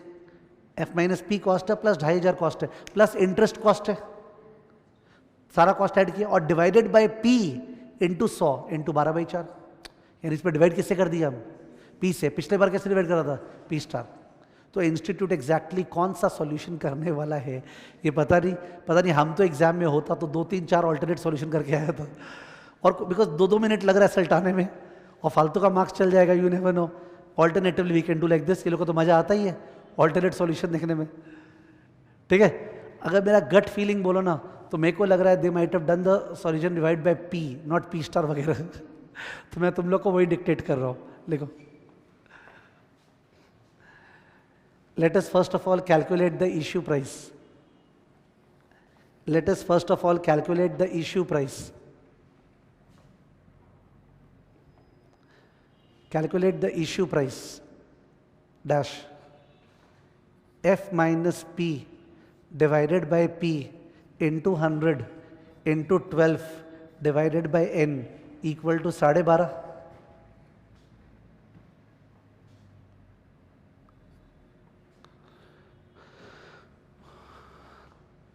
Therefore, क्या था, 50 लाख।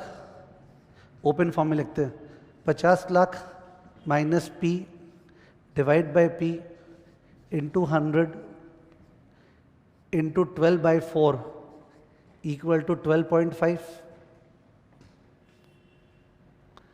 सो 50 lakh minus P divide by P equal to 12.5/300।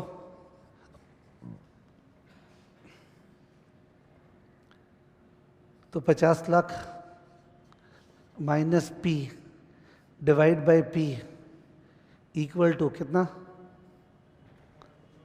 0.04167। तो 50 lakh minus P equal to 0.04167 P. P में ऐड हो गया 1.04167 पी इक्वल टू 50 लाख।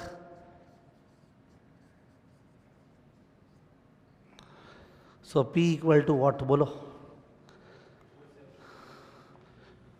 47,99,985। 47,99,985, ठीक है, करीबन 48 लाख। 47,99,985, ठीक है। Next line, hence cost to the company comprises of, cost to the company comprises of dash, next line, f minus p equal to, f minus p equal to कितना, 2,01,000, नहीं sorry 2 lakh क्या 15, f minus P 2,15,000 आ रहे तो 2,15,000। Next line, add placement cost 2,500,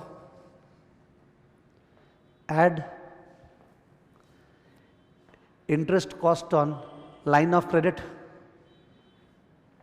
interest cost on line of credit, उसका calculation वहीं bracket पे दिखा रहे हैं, 12.5% ऑफ 1.5 लाख।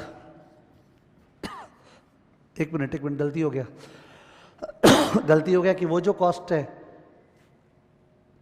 नहीं करेक्ट है, ये तो अमाउंट निकाले ना, 2 लाख ये क्या था अमाउंट, वो जो 4 महीने का, ये भी क्या है 4 महीने का, सब तो 4 महीने का चल रहा है। एफ माइनस बी भी क्या है 4 महीने का, ये भी क्या है 4 महीने का, सब 4 महीने का चल रहा है, अभी आने दो। हाँ, तो 12.5% ऑफ 1.5 लाख इंटू 4/12, सब चीज 4 महीने का निकालो। 12.5% ऑफ 1.5 लाख इंटू 4/12, बताओ 6250। तो हम लोग का सफरिंग क्या है, ये प्लस ये प्लस ये सफरिंग है, टोटल कितना 208765 208765 208765. Next line. So annual pre-tax cost equal to 208765 divide by 47,99,985 into 100 into 12 by 4. 208765 divided by 47,99,985 into 100 into 12 by 4 is equal to what? 13.05%. केवल इसमें एक डाउट है, ये लोग क्या पता इससे डिवाइड नहीं करें. They may divide by the net funds, P star. I have divided by what? P. 13.05%. Therefore, post-tax cost of funds equal to 13.05 into 1 minus T कितना हो गया? टैक्स रेट क्या था? 30 into 0.7. 13.05 into 0.7.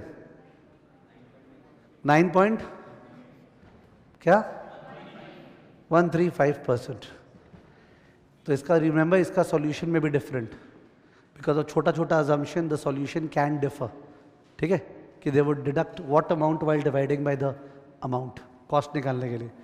तो 9.135% इज वन पर्टिकुलर आंसर. ठीक है, that may on may not tally but it's approximately correct. Okay, time breach हो रहा है. ठीक है, इसका नेक्स्ट क्लास भी है, तो आई थिंक वी एंड. मैं जो बाकी 2-3-4 क्वेश्चंस हैं उनका आंसर लोड कर दूंगा और तुम लोग वहाँ से देख लेना.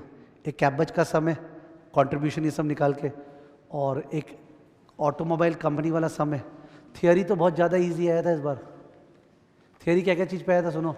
FRA, तुमको FRA अभी याद नहीं होगा वो एक अलग बात है, बट जो भी पढ़ के गया है डेरिवेटिव FRA प्रिपेयर्ड है उसका. डिटर्मिनेंट्स ऑफ ऑप्शन वैल्यू याद है, इंट्रिंसिक वैल्यू, एक्सट्रिंसिक वैल्यू. उसके बाद वॉल्टर मॉडल. तो थियरी ऐसा आया था ना, जो स्टूडेंट इतना बढ़िया से लिखा है कि एक्स्ट्रा पेजेस का भरमार कर दिए है. तो theory has been very good this time, because of which once again it is proved that आपको प्रैक्टिकल पे फोकस करना चाहिए.